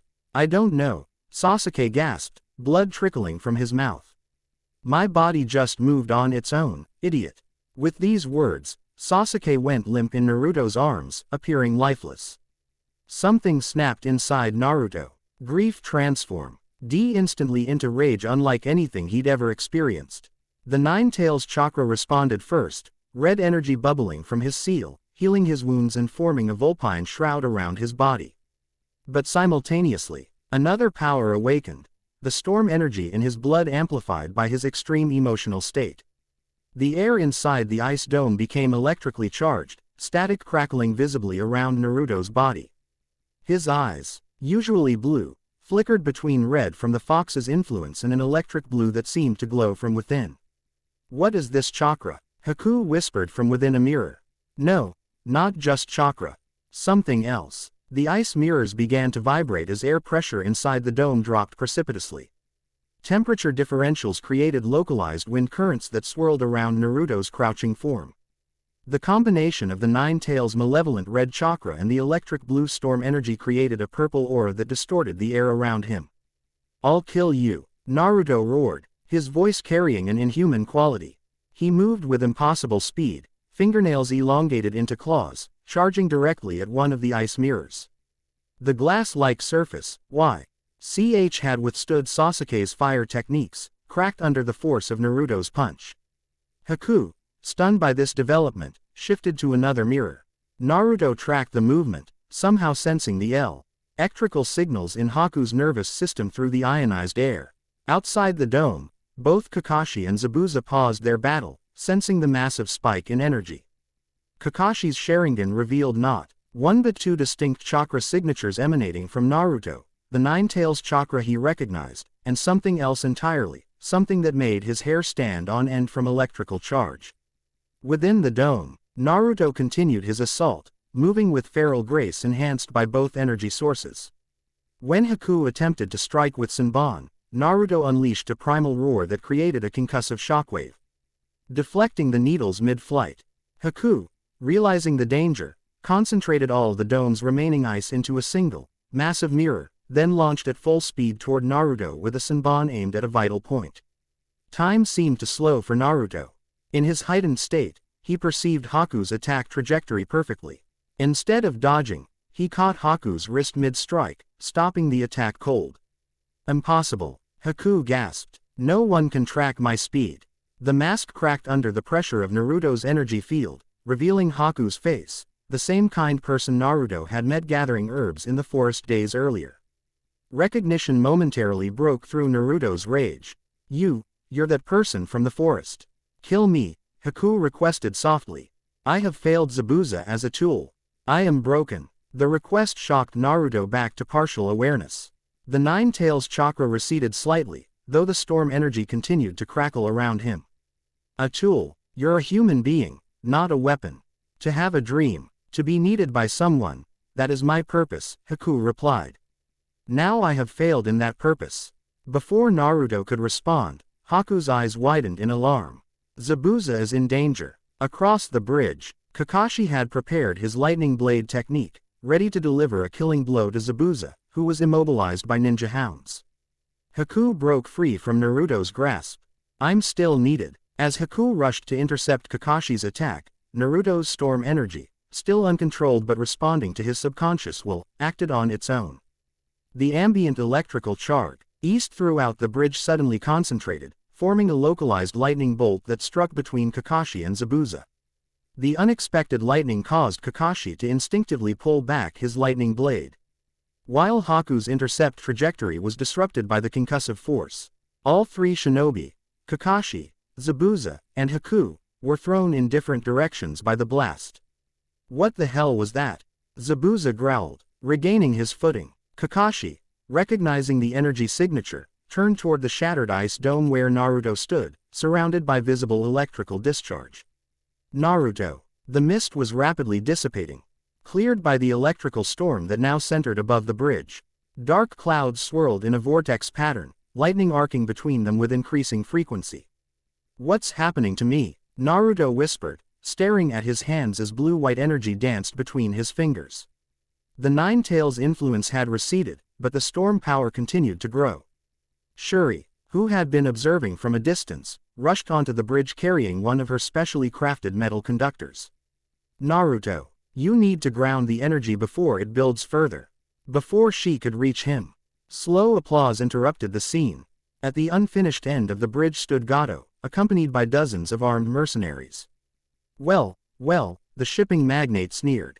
The Mon of the Mist doesn't look so demonic now. He kicked the body of one of the fallen bridge workers. "I never intended to pay you, Zabuza. Hiring missing nin is expensive, but killing them afterwards saves money." Zabuza turned to Kakashi. "Our quarrel is ended. I have no reason to fight you anymore. What about your dream?" Naruto called to Zabuza, the storm energy still crackling around him. "What about Haku's sacrifice?" "Dreams are for fools," Zabuza replied bitterly. "We're just tools to be used and discarded." "No," Naruto shouted, his voice carrying power that made everyone present flinch. The storm overhead intensified, lightning striking the water around the bridge with increasing frequency. "If that's what it means to be a shinobi, then I'll create a new ninja way." The electrical energy surrounding Naruto coalesced into a visible aura that resembled armor, reminiscent of descriptions from ancient Norse legends of gods wreathed in lightning. Gato stepped back nervously. "What is this? Some kind of trick?" He turned to his mercenaries. "Kill them all. Double pay for the one who brings me the blonde kid's head." The mercenaries charged, but froze in their tracks as a massive lightning bolt struck the bridge directly in front of Naruto. When the blinding flash subsided, Naruto stood transformed. His chakra and the storm energy had reached a temporary balance, giving him an appearance that was neither fully human nor fully divine. With a gesture, he sent a wave of concussive force toward the mercenaries, knocking the front line off their feet. Zabuza, inspired by Naruto's words and Haku's devotion, grabbed his sword with his one functioning arm. "Lend me a kunai, kid," he requested of Naruto. With a nod, Naruto tossed him the weapon. Zabuza caught it in his mouth, then charged into the mercenary ranks toward Gato. Despite multiple spears and swords impaling his body, he fought through to reach the shipping magnate, driving the kunai deep into Gato's chest. Both Gato and Zabuza fell, the latter crawling back toward Haku with his last strength. "I want to go where you go, Haku," he whispered before life left his body. The remaining mercenaries, leaderless and terrified by the display of power, hesitated before regrouping. "They're all exhausted from fighting each other. We can still take the bridge and the village," one shouted, rallying the others. Before they could charge, an arrow landed at their feet. Behind Team 7 stood the entire village, led by Inari, all armed with whatever weapons they could find. "This island is our home," Inari declared. "We're not afraid anymore." Faced with determined villagers and shinobi, particularly the blonde one still crackling with electrical energy, the mercenaries retreated, diving into boats moored below the bridge. As the immediate threat passed, Naruto's energy began to destabilize. The storm overhead grew more violent, lightning striking the bridge structure with increasing frequency. The power he'd temporarily controlled was slipping away, responding to his exhaustion and emotional turmoil. "Naruto," Shuri shouted above the wind. "The energy needs to disperse safely." "I don't know how," he called back, genuinely frightened as electricity arced uncontrollably from his body. Shuri threw her metal conductor to him. Drive it into the bridge. It will channel the energy into the water. Naruto caught the rod, immediately feeling the energy being drawn into the specially etched metal. With a final effort, he plunged it into the bridge surface. Blue-white lightning raveled down the conductor into the water below, creating a spectacular discharge that illuminated the mist. The storm clouds dispersed almost instantly, leaving clear skies. Naruto collapsed, completely drained. Kakashi caught him before he hit the ground. Easy there. You did well. Sasuke, who had only been in a death-like state from Haku's precisely placed Senbon, struggled to his feet with Sakura's assistance. They both stared at Naruto with new understanding. Their teammate possessed power beyond anything they'd imagined. As the villagers celebrated their liberation from Gato's tyranny, Shuri approached the unconscious Naruto, scanning him with her instruments. The readings confirmed what she'd witnessed, a temporary perfect balance between chakra and what could only be described as divine energy. Impossible, she whispered, unless Kara materialized beside her. Now do you believe? Shuri nodded slowly. My family's scrolls, they weren't myths or metaphors. Your ancestors forged weapons for the Asgardians when they last walked this realm, Kara confirmed. That knowledge remains in your blood, in those markings you bear. What happens to him now? Shuri asked, glancing at Naruto. His awakening has sent ripples across Yggdrasil, Kara replied. The Allfather's gaze has turned toward Midgard once more. In a golden observatory at the end of a rainbow bridge, Heimdall, guardian of Asgard's Bifrost, turned his all-seeing gaze toward Earth, the realm mortals called Midgard and shinobi called the elemental nations. His eyes, which could perceive events across all 9 realms, focused on a bridge in a small island nation where a young boy had channeled storm energy in a manner only one bloodline could manage. You called for me, Heimdall. A deep voice rumbled. Thor, god of thunder, entered the observatory, Mjolnir hanging from his belt. His red cape billowed behind him though no wind blew inside the golden dome. I have seen something you must know of, Heimdall stated, his golden eyes still fixed on distant Midgard. On Earth, a child wields the power of storms. Not through mortal magic or science, but through blood, your blood, Odin-san. Thor's expression transformed from casual interest to shock. That's impossible. I haven't been to Midgard in years. 12 years ago, you pursued the creature mortals call the nine-tailed foe. When it breached the barriers between dimensions, Heimdall reminded him. During that hunt, you encountered a mortal woman with unusual energy, chakra, they call it. Understanding dawned on Thor's face.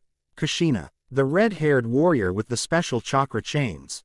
His expression darkened. She perished in the battle against the Nine Tails. I felt her life force extinguish from across the cosmos. Yes, she died, Heimdall confirmed, but not before giving birth to a son, your son, who now bears both the sealed 9 tails within him and the awakening power of Asgard in his blood. Thor staggered slightly, gripping a column for support. A son, I have a son on Midgard. His name is Naruto Uzumaki, Heimdall said. Today, he channeled storm lightning in a manner only your bloodline can achieve.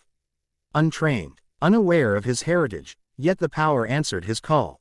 Thor moved to the observatory's edge, staring down at the cosmos spread before him. Does the Allfather know? Odin sees much, but his attention has been focused on the unrest in Jotunheim.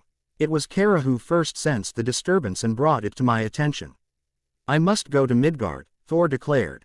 To my son. Heimdall shook his head. The Allfather has forbidden direct interference in Midgard's affairs since the last Great War. Even for this, his decree stands.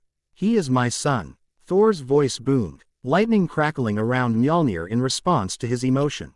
And he is also a Jinchuriki, a mortal vessel containing one of the most powerful entities in the mortal realm, Heimdall countered. Quote, the convergence of divine blood and tailed beast chakra has never occurred before. It creates complications. Thor paced the observatory, his mind racing. Then what am I to do? Abandon him to struggle with powers he cannot understand. Quote, Kara watches over him, Heimdall assured. And the boy has begun to attract allies with ancient knowledge of our realm. The timing is not coincidental. Yggdrasil guides those who need to meet. Thor stopped pacing, a determined expression settling on his features. I will speak with my father. If I cannot go to Midgard, Then perhaps Naruto can be brought to Asgard when he is ready. Perhaps, Heimdall agreed. But remember, he is also of Midgard, with responsibilities and connections there. His path must be his own choice. Thor gazed down at the distant realm where his unknown son struggled with emerging powers. Then I shall ensure he has the knowledge to make that choice when the time comes. Naruto awakened in Tezuna's house, surrounded by his concerned teammates. His body ached as though he'd run 1,000 miles, but the dual energies within him had settled into an uneasy equilibrium. He's awake, Sakura called, prompting Kakashi and Sasuke to enter the room. How long was I out? Naruto asked groggily. 3 days, Kakashi answered. You depleted your chakra completely, not to mention, whatever that other energy was. Naruto struggled to sit up. Did we win? Is everyone okay? The bridge is complete, Kakashi confirmed. Gato is dead, his mercenaries scattered. The village is celebrating their freedom. And Zabuza and Haku, we buried them together, overlooking the sea, Kakashi said quietly. As they would have wanted. Naruto nodded, grateful they'd been treated with dignity. What happens now? Now, Kara's voice came from the doorway. You begin to understand your heritage. The Valkyrie entered, followed by Shuri, who carried a small metal object etched with familiar patterns. I've created this based on my family's ancient techniques, the blacksmith explained, showing Naruto a medallion-sized disc. It should help you sense when your storm energy is building to dangerous levels. Naruto accepted the gift, feeling a faint resonance with the strange power inside him. Thank you. Your father is aware of your existence now, Kara stated, drawing everyone's attention. Heimdall has informed him. My father, he's alive? Naruto asked, eyes wide with disbelief and hope. Very much alive, Kara confirmed. And very eager to meet you. But there are complications. What complications? Who is he? What's his name? Naruto demanded, struggling to stand despite his weakness. Kakashi placed a restraining hand on his shoulder. Easy, Naruto. You're still recovering. Kara's expression softened slightly. Your father is Thor, son of Odin, god of thunder, and prince of Asgard. The storm energy you've manifested is your birthright as his son, divine power that normally only flows in Asgardian veins. Stunned silence filled the room. Even Kakashi, who'd suspected something extraordinary from the Hokage's cryptic briefing, seemed taken aback by this direct confirmation. A god. Sakura finally broke the silence, voice heavy with disbelief. That's impossible, says the girl who manipulates life energy to walk up vertical surfaces, Shuri countered dryly. I was skeptical too, until I saw him channel lightning without hand signs or chakra. If he's a god and a prince, Sasuke interjected, why didn't he ever come for Naruto? Why leave him alone in Konoha? The question carried personal weight coming from someone who'd also lost his parents. Thor did not know, Kara answered simply. By the time Naruto was conceived, cosmic threats demanded his return to Asgard. Kushina Uzumaki never had opportunity to inform him of her pregnancy before the Nine-Tails attack claimed her life. Naruto stared at his hands, trying to process these revelations. So I'm, what, half-god? How is that possible? The blood of Asgard runs in your veins, Kara explained. Combined with your mother's special chakra and the Nine-Tails sealed within you, you possess a unique convergence of energies never before seen in any realm. That's why I can't control it, Naruto realized. The Nine-Tails chakra and this divine energy, they conflict with each other. Shuri nodded. Exactly. My instruments detected the interference patterns. When your emotions peak, both energies surge simultaneously, creating unpredictable effects. Can I learn to control it? Naruto asked. With time and proper instruction, Kara answered. But understand this, you stand at a crossroads between worlds. Your existence has implications beyond this mortal realm. Forces will seek to use or destroy you once knowledge of your heritage spreads. Great, Naruto muttered. More people wanting to kill me. That's just what I needed. Despite his sarcasm, his mind was racing with implications. A father who was alive, not just alive but a god. After years of loneliness and wondering about his origins, answers were finally emerging, though they raised as many questions as they answered. For now, Kakashi interjected practically, we focus on recovery and returning to Konoha. The Hokage needs to be informed of these developments. I'll be coming with you, Shuri announced unexpectedly. My work with metals capable of channeling both chakra and divine energy requires further study. And she nodded toward Naruto, is the perfect test subject. And I shall continue my observation, Kara added, though often from a distance. The Allfather has not authorized direct intervention, but neither has he forbidden watching over Thor's son. 2 days later, when Naruto had recovered enough to travel, Team 7 prepared to depart. The entire village gathered at the newly completed bridge to bid them farewell. We could never have done this without you, Tazuna said, emotion thick in his voice. How can we ever repay you?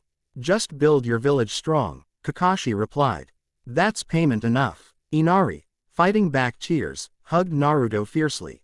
I'll miss you. You taught me that heroes really do exist.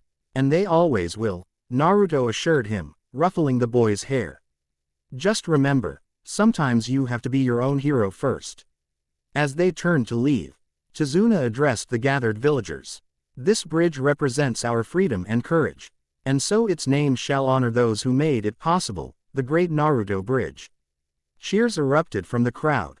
Naruto blinked in surprise, unused to such recognition. The Great Naruto Bridge, huh? Kakashi mused. Has a nice ring to it. Don't let it go to your head, Sasuke muttered, but without his usual edge. As Team 7 crossed the bridge with Shuri, beginning the journey back to Konoha, Naruto couldn't help glancing skyward. Somewhere beyond the blue expanse, his father had learned of his existence.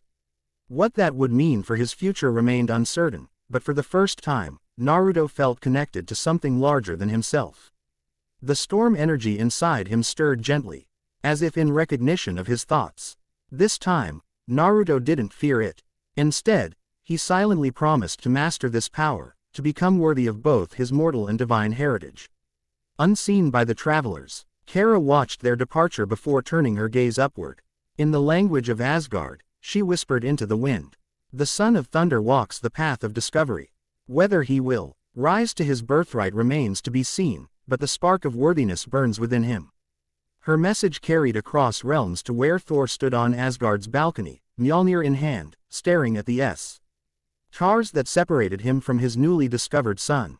I will find a way to reach you, he promised the distant cosmos. And when you are ready, Mjolnir itself shall judge your worthiness.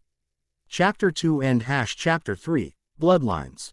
The gates of Konoha rose before Team 7 as they completed the final stretch of their journey from the Land of Waves.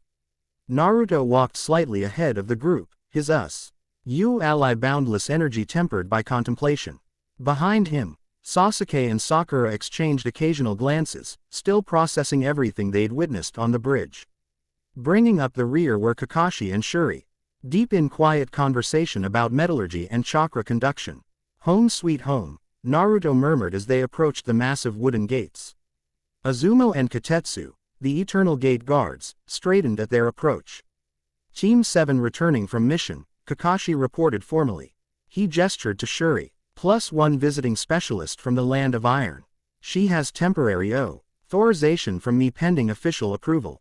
Katetsu raised an eyebrow at the blacksmith's unusual appearance, her arms covered in burn scars and intricate metallic tattoos, but made the necessary notation in the logbook.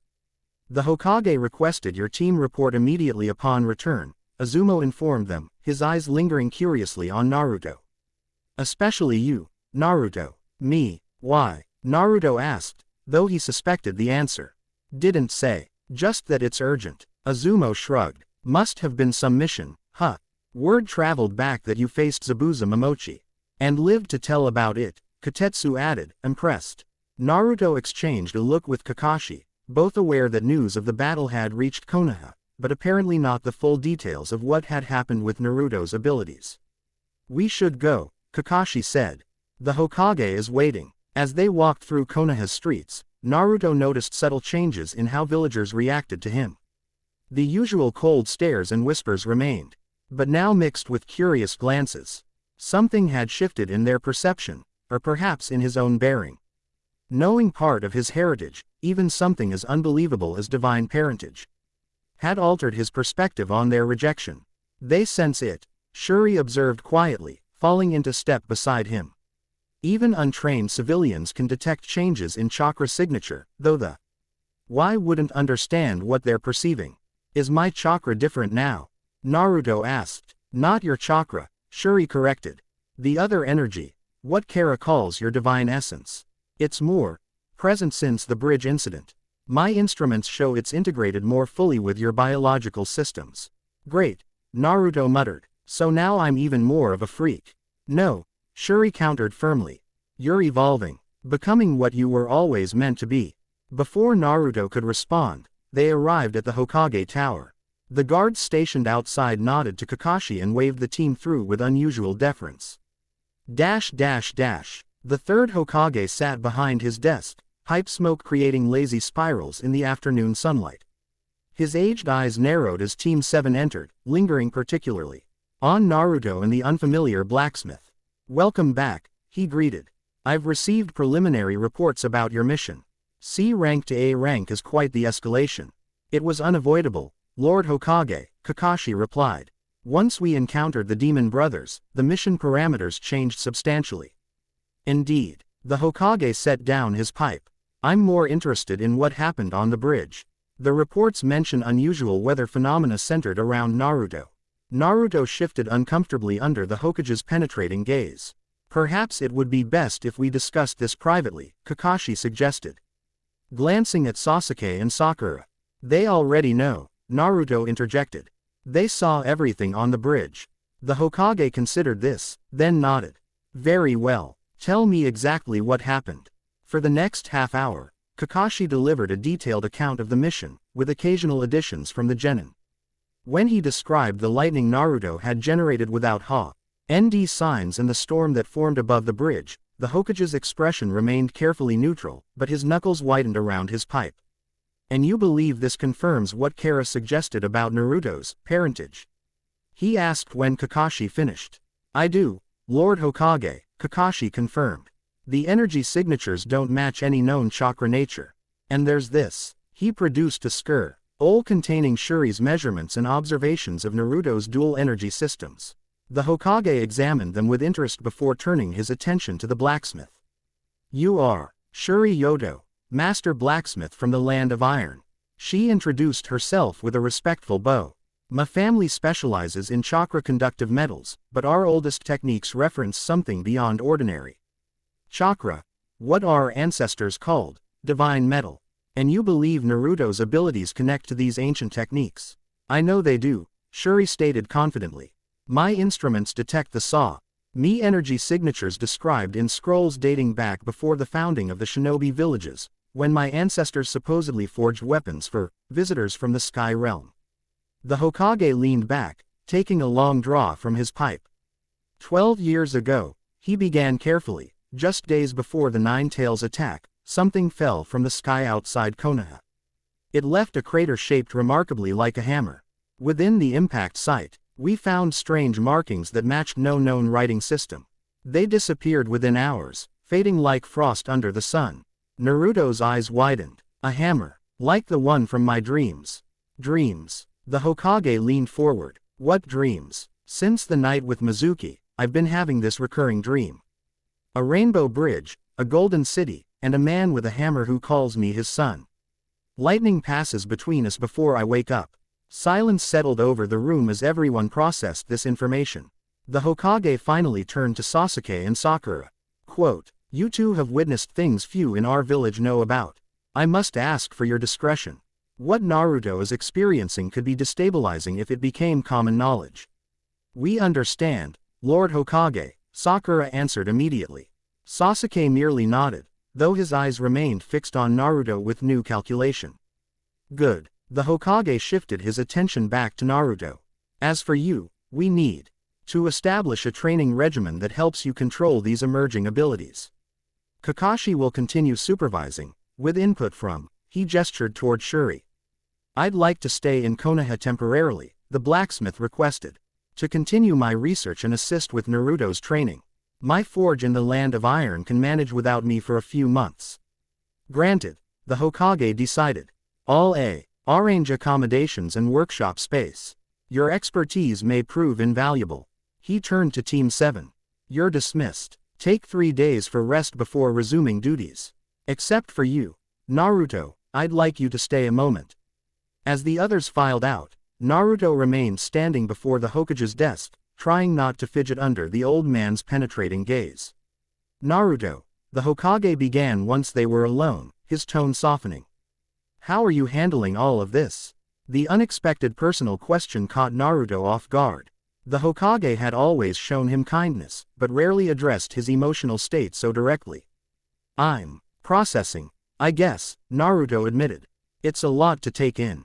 For years I knew nothing about my parents, and now suddenly my father might be some god from another realm. It sounds crazy, even to me. The Hokage nodded sympathetically. I've lived a long time, Naruto, and I've seen things that defy conventional explanation. The shinobi world already acknowledges powers beyond ordinary understanding, the tailed beasts being prime examples. Is it so difficult to believe other realms might exist with beings of similar extraordinary capability? When you put it that way, Naruto conceded, but if it's true, why didn't you ever tell me? Did you know my father was, whatever he is? I suspected something unusual about your parentage, the Hokage admitted carefully. Your mother, Kushina Uzumaki, was secretive about certain events in the months before your birth. There were unexplained absences, strange weather patterns around her, and chakra readings that our sensors couldn't quite categorize. You knew my mother's name all this time and never told me. Hurt crept into Naruto's voice. The Hokage sighed heavily. I've made many decisions in the name of protecting you, Naruto. Some better than others. Your mother had enemies who would have targeted you had they known of your connection. As for your father, he paused, choosing his words carefully. The truth was so extraordinary that I feared it would either burden you unnecessarily or cause others to question your stability if you spoke of it. So you let me grow up thinking I was unwanted. That nobody cared enough to even claim me. Naruto's voice cracked slightly. That was never my intention, the Hokage replied, genuine regret in his tone. Perhaps I was wrong to withhold so much. But now circumstances have forced our hand. These abilities manifesting within you cannot be ignored or suppressed. Naruto took a deep breath, calming the storm of emotions that threatened to overwhelm him, and potentially trigger his uncontrolled powers. What happens now? He asked finally. Now we adapt, the Hokage answered. You'll continue training with Kakashi and Shuri to understand and control these abilities. Meanwhile, I'll discreetly gather more information about these 9 realms, Kara mentioned. If other worlds truly intersect with ours, we need to understand the implications. He stood and moved around his desk, placing a grandfatherly hand on Naruto's shoulder. Whatever comes of this, remember who you are at your core. Divine blood or not, you remain Naruto Uzumaki of Konoha. Your choices define you more than your heritage ever will. The words provided unexpected comfort. Naruto nodded gratefully. One more thing, the Hokage added. The Chunin exams begin in 1 month. Kakashi has indicated he may nominate your team to participate. It would place you under significant scrutiny from foreign nations. Given your unique situation, are you prepared for that kind of attention? Naruto straightened, determination replacing uncertainty.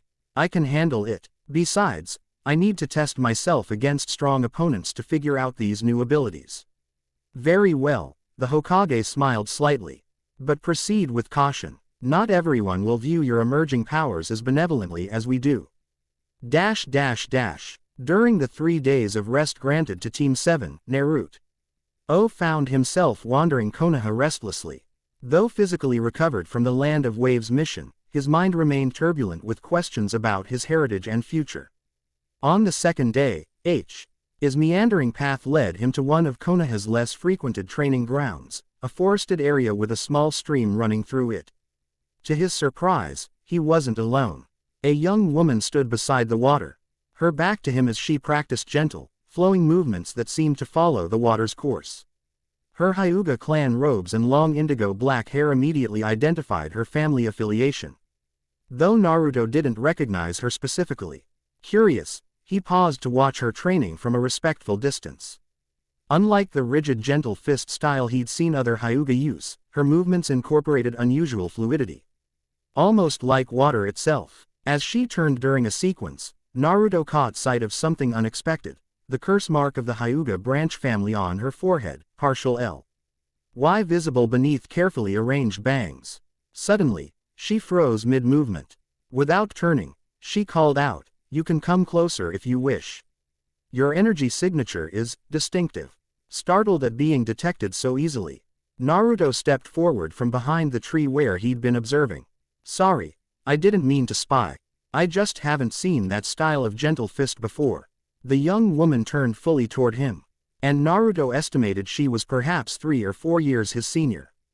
Her eyes, the characteristic pale lavender of the Hyuga, studied him with unusual intensity. "It's not standard gentle fist," she acknowledged. "The elders would call it unorthodox at best, heretical at worst." A small, rebellious smile curved her lips. "I'm Amaya Hyuga, Naruto Uzumaki," he introduced himself, approaching the streambank. "I know who you are," she replied. "Everyone's talking about Team 7's mission to the Land of Waves. Though the official report seems to be missing some interesting details." Naruto tensed slightly. What kind of details? Instead of answering directly, Amaya activated her Byakugan. The veins around her eyes bulged as her Kekkei Genkai engaged, her gaze becoming even more penetrating.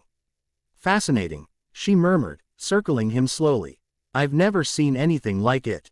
"Like what?" Naruto asked, growing uncomfortable under her scrutiny. "Your chakra system," Amaya explained, continuing to study him. "Everyone has a standard network of chakra pathways. Jinchuriki have a second, overlapping system from their tailed beast. I've seen that before in classified medical scrolls. But you," she paused, focusing more intently, "you have a third energy system that follows completely different pathways. It runs primarily through your blood and nervous system, rather than the standard chakra network." Naruto stared at her, shocked that her Byakugan could detect so much. "You can see all that. Most Hyuga couldn't," she admitted, deactivating her Kekkei Genkai. The pronounced veins receded, though her gaze remained unnervingly perceptive. "I've modified how I use my Byakugan. The elders don't approve." "Why are you telling me this?" Naruto asked cautiously. "And how do you know about Jinchuriki?" Amaya glanced around, confirming they were alone, then lowered her voice. "Branch family members see and hear much that the main house thinks we don't. As for why I'm telling you," she pushed her bangs aside, fully revealing the curse seal on her forehead. "Because I recognize the interference patterns between your energy systems. They resemble the effect this seal has on my chakra pathways, foreign energy imposing control over natural flow." Understanding dawned on Naruto. "You think the third energy system you're seeing might help me understand how to counteract my seal," she finished for him. "Precisely. And what do I get out of helping you?" Naruto asked, not unkindly but cautiously. Amaya smiled. "I can see exactly how these energies interact within you. With my guidance, you could learn to control them far more effectively than through trial and error." A mutually beneficial arrangement. Naruto considered her proposal. While wary of unknown motives, the opportunity to better understand his internal energies was too valuable to dismiss. "I'd need to discuss this with my sensei," he said finally. "And the Hokage might need to approve it." Quote, "Of course," Amaya agreed readily. "I'm not suggesting anything clandestine. In fact, I've already submitted a formal request to study unusual chakra manifestations. The Hokage's office approved it yesterday. That's how I knew to find you here." "Wait, what?" Naruto blinked in surprise. "The old man sent you to find me?" "Not exactly," Amaya clarified. "My request was general." His response included a suggestion that I might find subjects of interest in this training ground today. Clearly, he intended for us to meet. Naruto shook his head, half annoyed and half impressed at the Hokage's subtle machinations. "Fine. When do we start?" "Right now, if you're amenable," Amaya replied. "I'd like to establish a baseline of how your energies function during basic chakra exercises." For the next hour, Amaya guided Naruto through familiar exercises, leaf concentration, tree walking, water surface tension maintenance, while observing his energy systems with her Byakugan. She occasionally made notes in a small journal, her brush moving in quick, precise strokes. "Your standard chakra control is actually quite poor," she observed bluntly during a break. You compensate with enormous reserves, but your efficiency is terrible. Tell me something I don't know, Naruto grumbled, wiping sweat from his forehead. Very well, Amaya replied with clinical detachment. The reason your control is poor isn't just lack of training, it's because the Nine Tails chakra and this third energy system actively interfere with your own chakra flow. They create disruption patterns, like throwing 3 different sized stones into a pond simultaneously. The ripples clash and distort each other. Naruto looked up with new interest. So how do I fix that? Quote, you don't try to force all 3 to work together immediately, Amaya explained. Instead, you learn to isolate each energy system and master it individually. Only then can you begin combining them effectively. That actually makes sense, Naruto admitted, surprised by the clarity of her explanation. No one had ever broken down his chakra issues so precisely before. Of course it makes sense, Amaya replied with a hint of pride. I've spent years studying chakra pathway systems beyond what the clan teaches. Now, let's try something different. She guided him through a modified meditation technique, designed to help him distinguish between the 3 energy sources within him. As Naruto focused, he began to perceive distinct sensations associated with each. His own chakra felt warm and familiar. The Nine Tails chakra burned hot and aggressive, while the divine energy, as Kara had named it, felt electric and expansive, somehow connected to the atmosphere around him. That's it, Amaya encouraged, watching the subtle shifts in his energy patterns. Now try to draw exclusively on your own chakra, suppressing the other 2. Naruto concentrated, mentally visualizing his chakra as blue light flowing through specific pathways while containing the red and electric blue energies. To his surprise, a small leaf on his palm began to stick perfectly, a basic chakra control exercise he'd always struggled with. I did it, he exclaimed, breaking his concentration. Immediately, the leaf fell as his energies jumbled again. Impressive progress, Amaya acknowledged. With practice, this separation will become instinctive. Quote, as the afternoon waned, Naruto found himself genuinely enjoying Amaya's company. Despite her formal speech and analytical approach, there was a rebellious spark in her that resonated with his own nature. Her branch family status had given her an outsider's perspective within her own clan, making her uniquely understanding of Naruto's isolated position in the village. Same time tomorrow, he suggested as they prepared to part ways. That would be acceptable, Amaya agreed, the faintest smile softening her features. Though I suggest you don't mention our specific training to your teammates yet.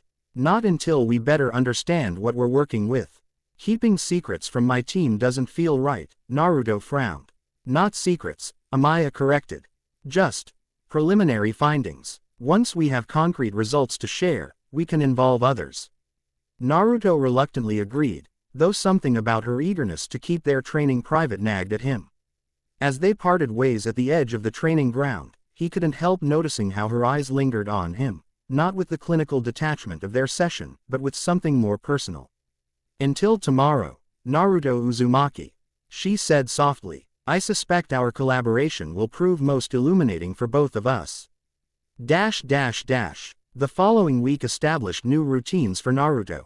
Morning, NGS were dedicated to Team 7 training and missions, afternoons to sessions with either Shuri or Amaya, and evenings to private practice of the techniques they taught him. Kakashi had officially nominated Team 7 for the Chunin exams, scheduled to begin in 3 weeks.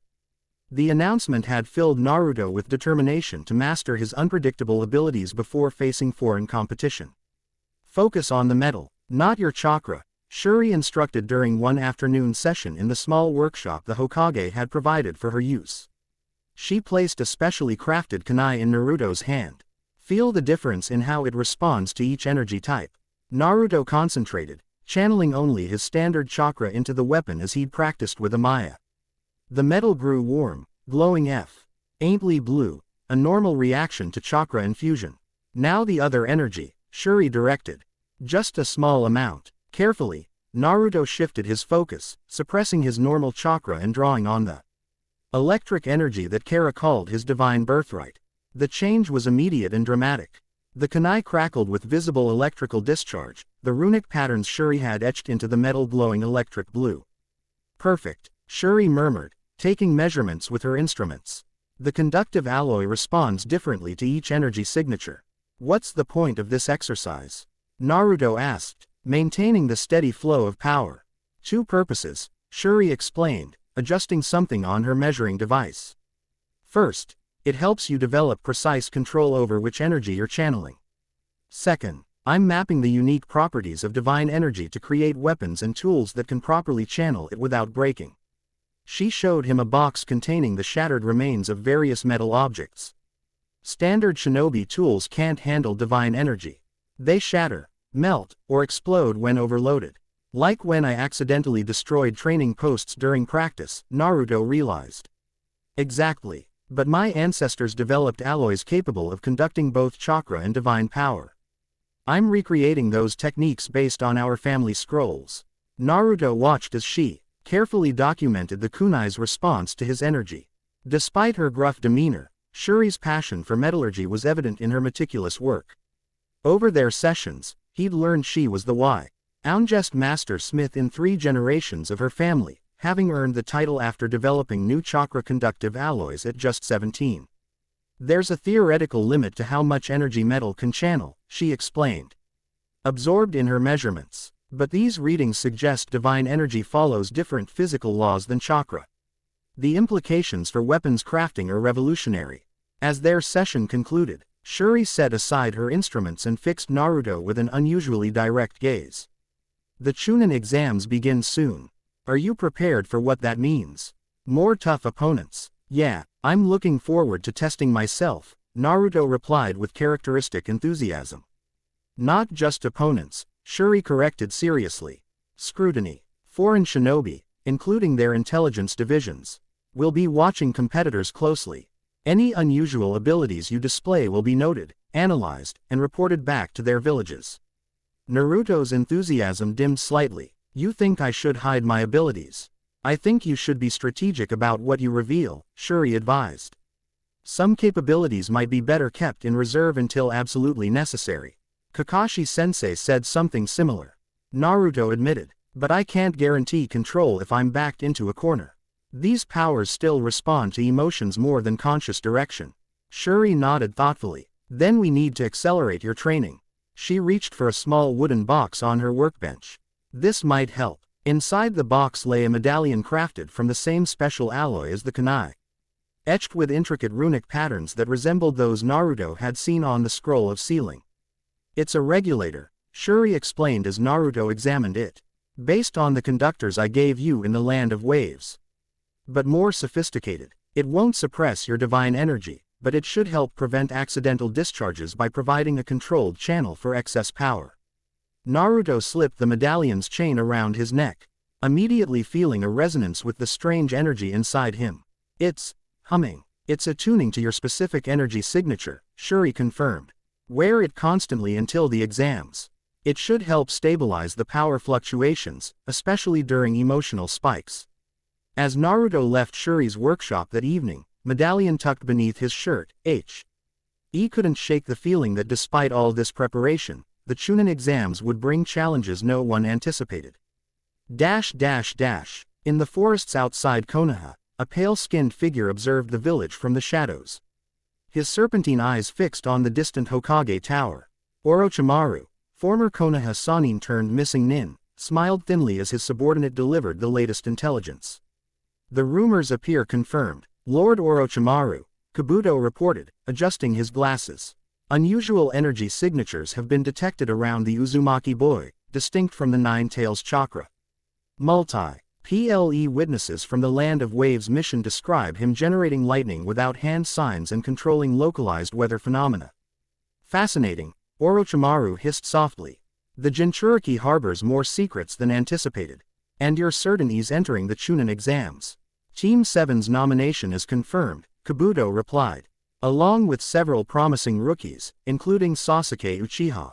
The last Uchiha and a Jinchuriki with unexplained powers, Orochimaru mused, his unnaturally long tongue flicking across his lips.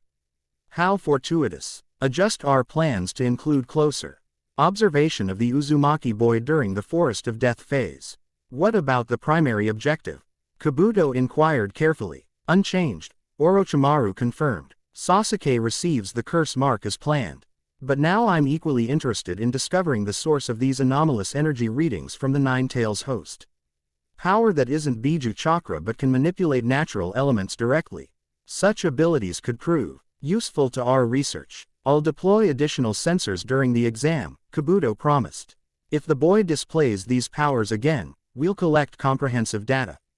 Excellent. Orochimaru's smile widened unnaturally. The Chunin exams just became even more interesting than anticipated. 2 weeks before the Chunin exams, Team 7 gathered at their usual meeting bridge. Awaiting Kakashi's predictably late arrival, Naruto leaned against the railing, absently rolling a small ball of water between his palms, a chakra control exercise Amaya had taught him that helped separate his 3 energy types. You've been training with someone else, Sasuke observed bluntly, breaking the comfortable silence. Your chakra control has improved. Naruto nearly lost his concentration, the water ball wobbling before he stabilized it. What makes you say that? You couldn't do that a week ago, Sasuke nodded toward the water exercise. And your hand signs are more precise during team training. Kakashi hasn't taught us those refinements, which means someone else has. Sakura looked between them curiously. Since the Land of Waves mission, Team 7's dynamic had shifted subtly. Sasuke showed marginal more respect toward Naruto, while Sakura had become more attentive to both boys' training rather than focusing exclusively on Sasuke. Naruto consighed, red deflecting but opted for a partial truth. I've been getting some help with chakra control. The Hokage arranged it, because of your other abilities. Sakura asked tentatively. They rarely discussed what they'd witnessed on the bridge, despite having been briefed on Naruto's unusual heritage. Yeah, Naruto admitted. I need better control to prevent accidents. Sasuke's eyes narrowed slightly. Who's training you? Before Naruto could decide how much to reveal, a puff of smoke announced Kakashi's arrival. Sorry I'm late, their sensei began with his usual casual tone. I was hell. Ping, an elderly scholar, translates some ancient texts. Liar. Naruto and Sakura accused in unison, their routine response to Kakashi's outlandish excuses. To their surprise, Kakashi merely smiled. Actually, not this time. He produced an old, weathered scroll from his vest pocket. The Hokage has archaeologists examining historical records for references to certain phenomena relevant to Naruto's situation. They requested my Sharingan to verify some faded text. This unexpected truth silenced the usual protests. Naruto straightened with interest. Did they find something? Possibly, Kakashi replied. But that's not our concern today. We have a more immediate mission, the final test before I formally submit your Chunin exam applications. He produced 3 forms from another pocket. I've nominated you for the exams, but participation is voluntary. Each of you must decide individually whether to compete. Of course we're competing, Naruto exclaimed. Why wouldn't we? Because the Chunin exams are dangerous.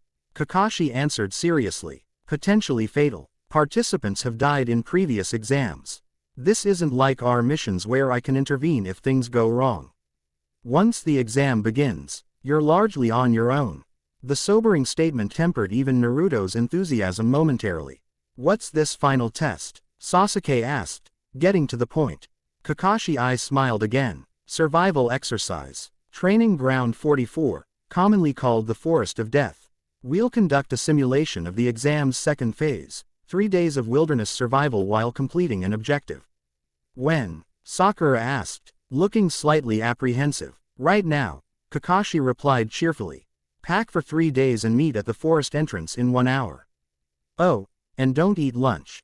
You'll just throw up. He disappeared in another smoke cloud, leaving the 3 genin exchanging determined glances. He said that before our bell test, Naruto recalled.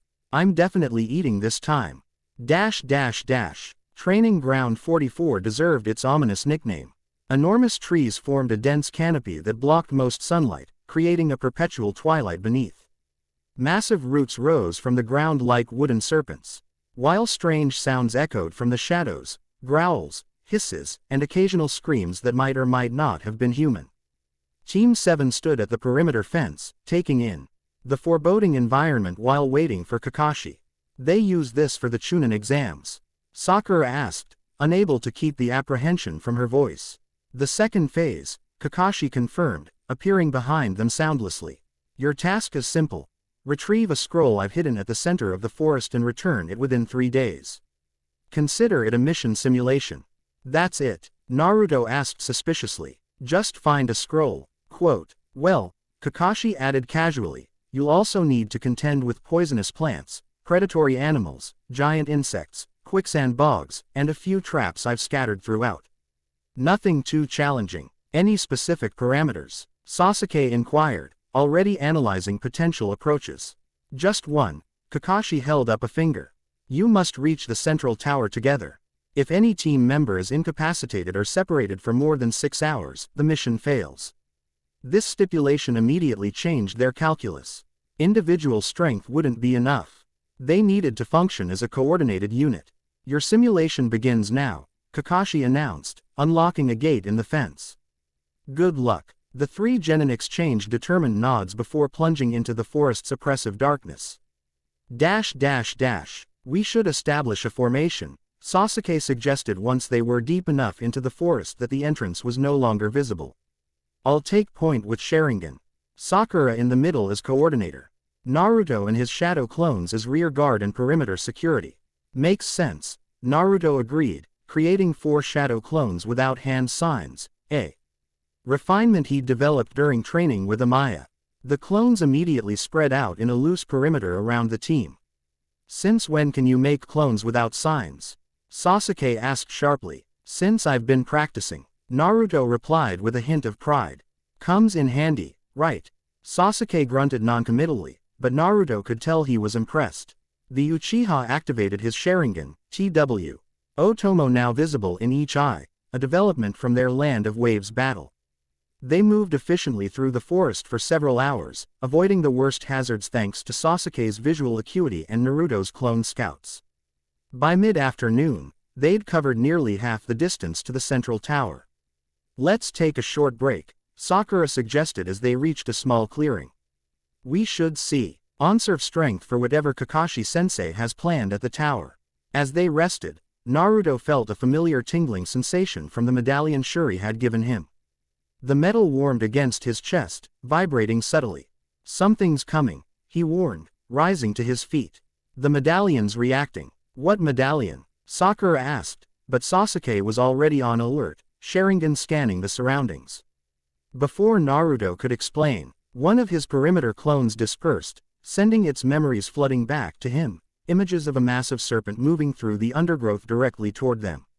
Giant snake, 3 o'clock. Naruto shouted just as the enormous reptile burst through the foliage, jaws gaping. The team scattered, barely avoiding the initial strike. The snake, easily 20 meters long with scales the size of dinner plates, recoiled for another attack. Is this one of Kakashi's tests? Sakura called from behind a tree trunk. Don't think so, Sasuke replied, launching several kunai that bounced harmlessly off the snake's armored scales. This feels different. Naruto created a dozen shadow clones that swarmed the serpent, attempting to distract it while the original circled behind. The snake dispatched the clones with whip-like tail strikes but seemed most interested in Sasuke, pursuing him with unnerving focus. It's targeting Sasuke specifically, Naruto realized. This isn't random. As the snake cornered Sasuke against a massive tree, Naruto acted instinctively. He launched himself through the air, landing on the snake's head and driving a kunai between its scales. The weapon penetrated, causing the creature to thrash in pain. Get clear, Naruto shouted to Sasuke, who needed no encouragement to leap away. The snake's violent movements threw Naruto off, sending him crashing through branches before he managed to catch himself on a tree trunk. As he regained his bearings, he watched in disbelief as the wounded serpent's skin split open from within. A human figure emerged from the snake's corpse, covered in viscous fluids but otherwise unharmed. As the slime dripped away, Naruto glimpsed pale skin and serpentine eyes that fixed on him with unsettling interest.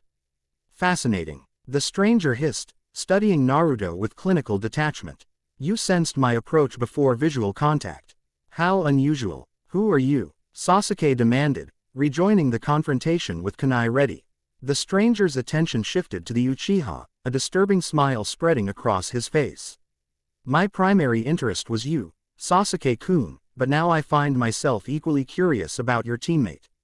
Without warning, the stranger's neck extended unnaturally, stretching across the distance toward Sasuke with mouth open to reveal fangs. Naruto reacted without thinking, channeling chakra to his legs to intercept. Time seemed to slow as Naruto realized he wouldn't reach Sasuke in time. Desperation triggered the divine energy within him, responding to his emo. Chional spiked despite the medallion's regulating influence. Lightning crackled along his arms as he thrust his hand forward instinctively. A bolt of electrical energy, smaller than what he'd generated, on the bridge but more focused, shot from his fingertips toward the attacking stranger. It struck with precision, burning through the unnaturally extended neck and interrupting the attack mere inches from Sasuke's throat. The stranger recoiled, neck snapping back to normal length as he hissed in pain and surprise. The burned flesh around his neck cracked like a mask, revealing different skin beneath. A glimpse of another face hidden by some technique. Even more intriguing than reported, the stranger murmured, eyes now fixed hungrily on Naruto.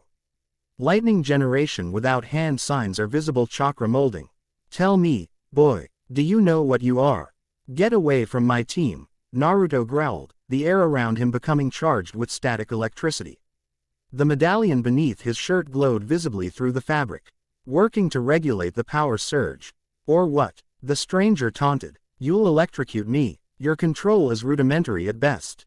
Raw power without precision is merely a curiosity, not a threat. As if to prove his point, the stranger formed hand signs with blurring speed. A blast of wind chakra slammed into Naruto, sending him flying backward through several trees. The impact knocked the breath from his lungs, leaving him momentarily stunned. Through blurred vision, Naruto saw the stranger advancing toward Sasuke again. Sakura had moved to her teammate's side. Kunai raised defensively though fear was evident in her stance. Stay away from them, Naruto wheezed, struggling to stand. The impact had disrupted his chakra flow, making it difficult to access. Either his normal energy or the divine power. The stranger ignored him, attention fixed on Sasuke. I came to mark you, Uchiha Sasuke, to give you a taste of power. But now I think I'll take a sample from your friend as well. Before anyone could react, the stranger's neck extended again, this time successfully reaching Sasuke. Fangs sank into the junction between Sasuke's neck and shoulder, causing him to scream in agony before collapsing. Sasuke-kun, Sakura cried, catching him as he fell. The stranger turned toward Naruto, who had managed to regain his footing, leaning heavily against a tree trunk. Now for you, the pale man hissed, gliding forward with unnatural fluidity. A small tissue sample should suffice for initial analysis. Stay back, Naruto warned, desperately trying to reconnect with his chakra. The medallion against his chest pulsed erratically, its regulating function compromised by the damage to his chakra network. The stranger reached for him with unnaturally elongated fingers. Just before contact, a voice called from above. That's quite enough, Orochimaru. A blonde figure dropped from the canopy, landing between Naruto and the now identified Sannin. Kara stood in a battle stance, her civilian disguise discarded in favor of armor that looked nothing like standard shinobi gear, silver breastplate etched with unfamiliar symbols, vambraces that glinted metallically, and a short spear that hummed with energy. Valkyrie, Orochimaru's eyes widened slightly, the first sign of genuine surprise he'd shown.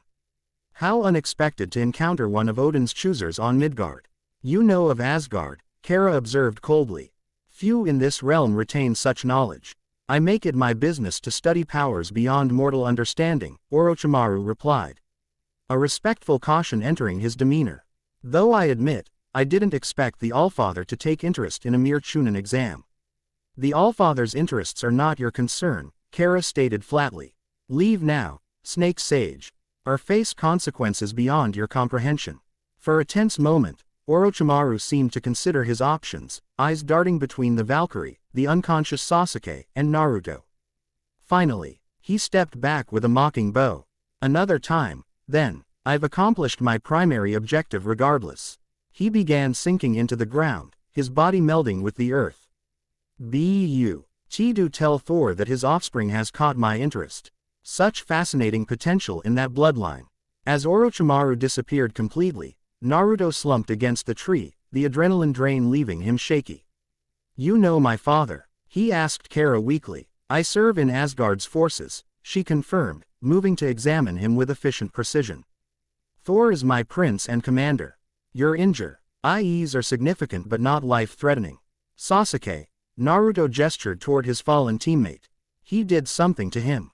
Kara moved to where Sakura cradled the unconscious Uchiha, examining he mark on his neck with a grim expression. A curse mark, she identified. Powerful binding magic mixed with this realm's chakra techniques. Beyond my authority to remove. "Is he going to die?" Sakura asked, tears streaming down her face. "No," Kara assured her. "But he will face a difficult trial when he awakens. The mark seeks to corrupt his will and chakra both."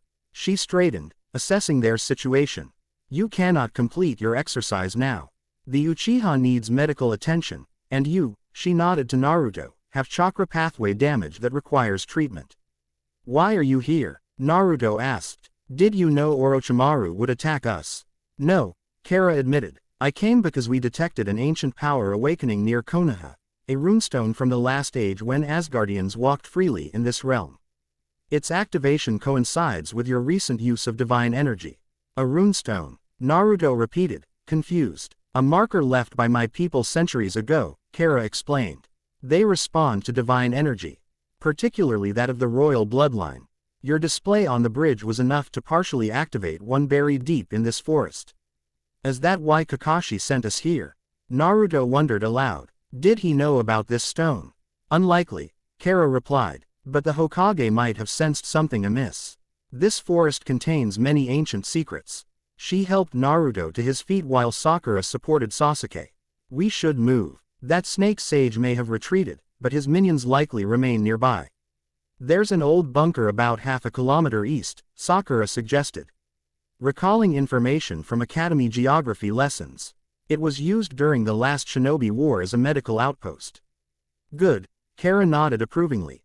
"Lead the way." The bunker proved well hidden beneath massive tree roots, its entrance nearly invisible without prior knowledge. Inside, emergency supplies remained relatively intact, including basic medical equipment and preserved rations. After securing the perimeter, Kara helped Sakura make Sasuke comfortable on a cot.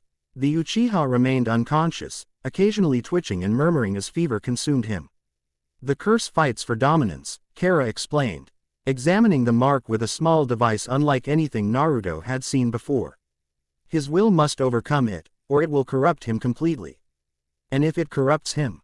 Sakura asked fearfully. "Then the Sasuke you know will fade, replaced by a being driven by borrowed power and manipulation," Kara stated bluntly. "The snake sage seeks to make him a vessel." While Sakura tended to Sasuke, Kara turned her attention to Naruto. She removed the medallion from around his neck, examining the damaged regulator with interest. "Shuri's work," she noted. "Impressive adaptation of ancient techniques. It partially protected you from energy backlash, but the impact disrupted its functionality." "Can you fix it?" Naruto asked. "No. This requires a smith's touch." She set the medallion aside. "But I can treat your chakra pathway damage through other means." From a pouch at her belt, she produced a small golden apple, no larger than a plum. "Eat this. A fraction of a N-yun apple should suffice for your injuries." Naruto accepted the fruit cautiously. "What will it do?" "Accelerate your natural healing, particularly for injuries related to divine energy disruption," Kara explained. "These apples grant longevity to Asgardians. For a half-blood like yourself, a small portion will repair energy pathway damage without other effects." Naruto took a bite. The flavor exceeded anything he'd ever tasted, sweeter than honey yet crisp and refreshing. Warmth spread from his core outward, and he could almost feel his disrupted energy systems realigning. "Wow," he revved as vitality returned to his limbs. "That's amazing. Use such gifts sparingly," Kara cautioned, taking back the remainder of the apple and securing it. "Too much divine sustenance could accelerate changes you're not yet prepared for." As night fell outside, Kara stood at the bunker entrance, keeping watch while Sakura and Naruto discussed their situation. "What do we do now?" Sakura asked quietly, glancing at Sasuke's feverish form. The exercise doesn't matter, Naruto interrupted firmly. Sasuke's health comes first. We need to get him back to Konoha. Agreed, Sakura nodded. But how? We're deep in the forest. And if Orochimaru's still out there, I'll help you return at first light, Kara stated without turning from her vigil. But tonight, we have another task. The runestone I mentioned lies near this bunker, perhaps the reason this shelter was built in the first place. We should investigate while the Uchiha stabilizes. I'm not leaving Sasuke, Sakura declared immediately. Nor should you, Kara agreed. Your medical attention is helping him fight the curse. Naruto will accompany me. Naruto hesitated, torn between staying with his team and investigating something connected to his heritage. Go, Sakura encouraged, seeing his conflict. I'll protect Sasuke. Besides, this runestone might help us understand what's happening to you. With reluctant agreement, Naruto followed Kara into the nighttime forest. They moved silently through the undergrowth, the Valkyrie navigating with certainty despite the darkness. How do you know where to go? Naruto whispered as they descended into a ravine. I can sense the stone's energy, Kara replied. As can you, though you may not recognize the sensation. Naruto concentrated, trying to identify what she meant. Beyond his normal senses, he detected a subtle vibration, similar to how Shuri's medallion had warned him of Orochimaru's approach, but older somehow, more primal. I feel something, he admitted. Like a humming beneath everything else. The resonance of divine energy with its like, Kara confirmed. Runestones contain concentrated essence of Yggdrasil, the world tree that connects the 9 realms. They respond most strongly to those of Asgardian blood. They continued deeper into the ravine until reaching an ancient stone archway half buried in the hillside. Vines and moss obscured elaborate carvings that might once have decorated the structure. This predates Konoha by centuries, Kara observed, brushing away growth to reveal intricate knotwork patterns. Perhaps even the shinobi era itself. What is this place? Naruto asked, strangely affected by the sight. Something about the archway called to him, resonating with the energy in his blood. A waypoint, Kara explained, leading him through the arch. In ages past, when the boundaries between realms were more permeable, Asgardians established markers on Midgard, what you call Earth. These served as navigation points and emergency message relays. Beyond the arch lay a small clearing dominated by a standing stone approximately 2 meters tall. Though weathered by centuries, the runes carved into its surface remained clearly visible, glowing faintly blue in the darkness. The runestone, Kara identified unnecessarily. It activated partially when you channeled divine energy on the bridge in Wave Country. The discharge during your confrontation with Orochimaru strengthened the response. Naruto approached cautiously, drawn by an inexplicable connection. As he neared the stone, the runes brightened, responding to his presence. What do the markings mean? He asked, reaching toward but not quite touching the glowing symbols. They're coordinates and identification markers, Kara explained. His particular stone was placed by Thor himself during his last extended visit to Midgard, centuries ago. It bears his personal sigil. She indicated a hammer-shaped rune near the top of the stone. His stone recognizes your bloodline connection to its creator. Can it do anything? Naruto asked, fascinated by the pulsing light that seemed to beat in rhythm with his heart. Runestones served multiple functions, Kara replied. Some were merely markers. Others could store messages or even small objects. A few, like this one, could serve as emergency beacons in times of great need. She gestured for Naruto to step back. Place your hand directly on your father's sigil. The stone will respond to your blood connection. Hesitantly, Naruto pressed his palm against the hammer rune. Immediately, energy surged between him and the stone, not painful but intensely powerful, like completing an electrical circuit. The runes flared brilliantly, illuminating the clearing with blue-white light. The stone's surface seemed to ripple beneath his touch, and suddenly the runes rearranged themselves, forming new patterns that somehow, despite never having seen them before, Naruto could understand. It's a message, he breathed in wonder. Left by my father. Yes, Kara confirmed, studying the runes with evident surprise. Thor encoded this specifically for any blood descendant who might activate the stone. I did not know of this contingency. What does it say? Naruto asked, unable to articulate how he partially understood the unfamiliar writing. To my blood, if you read these words, know that you are not forgotten. Kara translated the ancient Nordic script. The power of storms flows in your veins by birthright.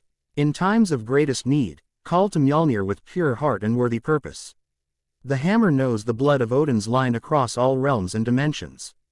Until we meet, may your lightning never falter. Naruto stared at the message, emotions churning within him. A father he'd never known had left instructions for children he hadn't yet conceived, a connection across time and realms. What's Mjolnir? He asked finally. Your father's weapon, Kara explained.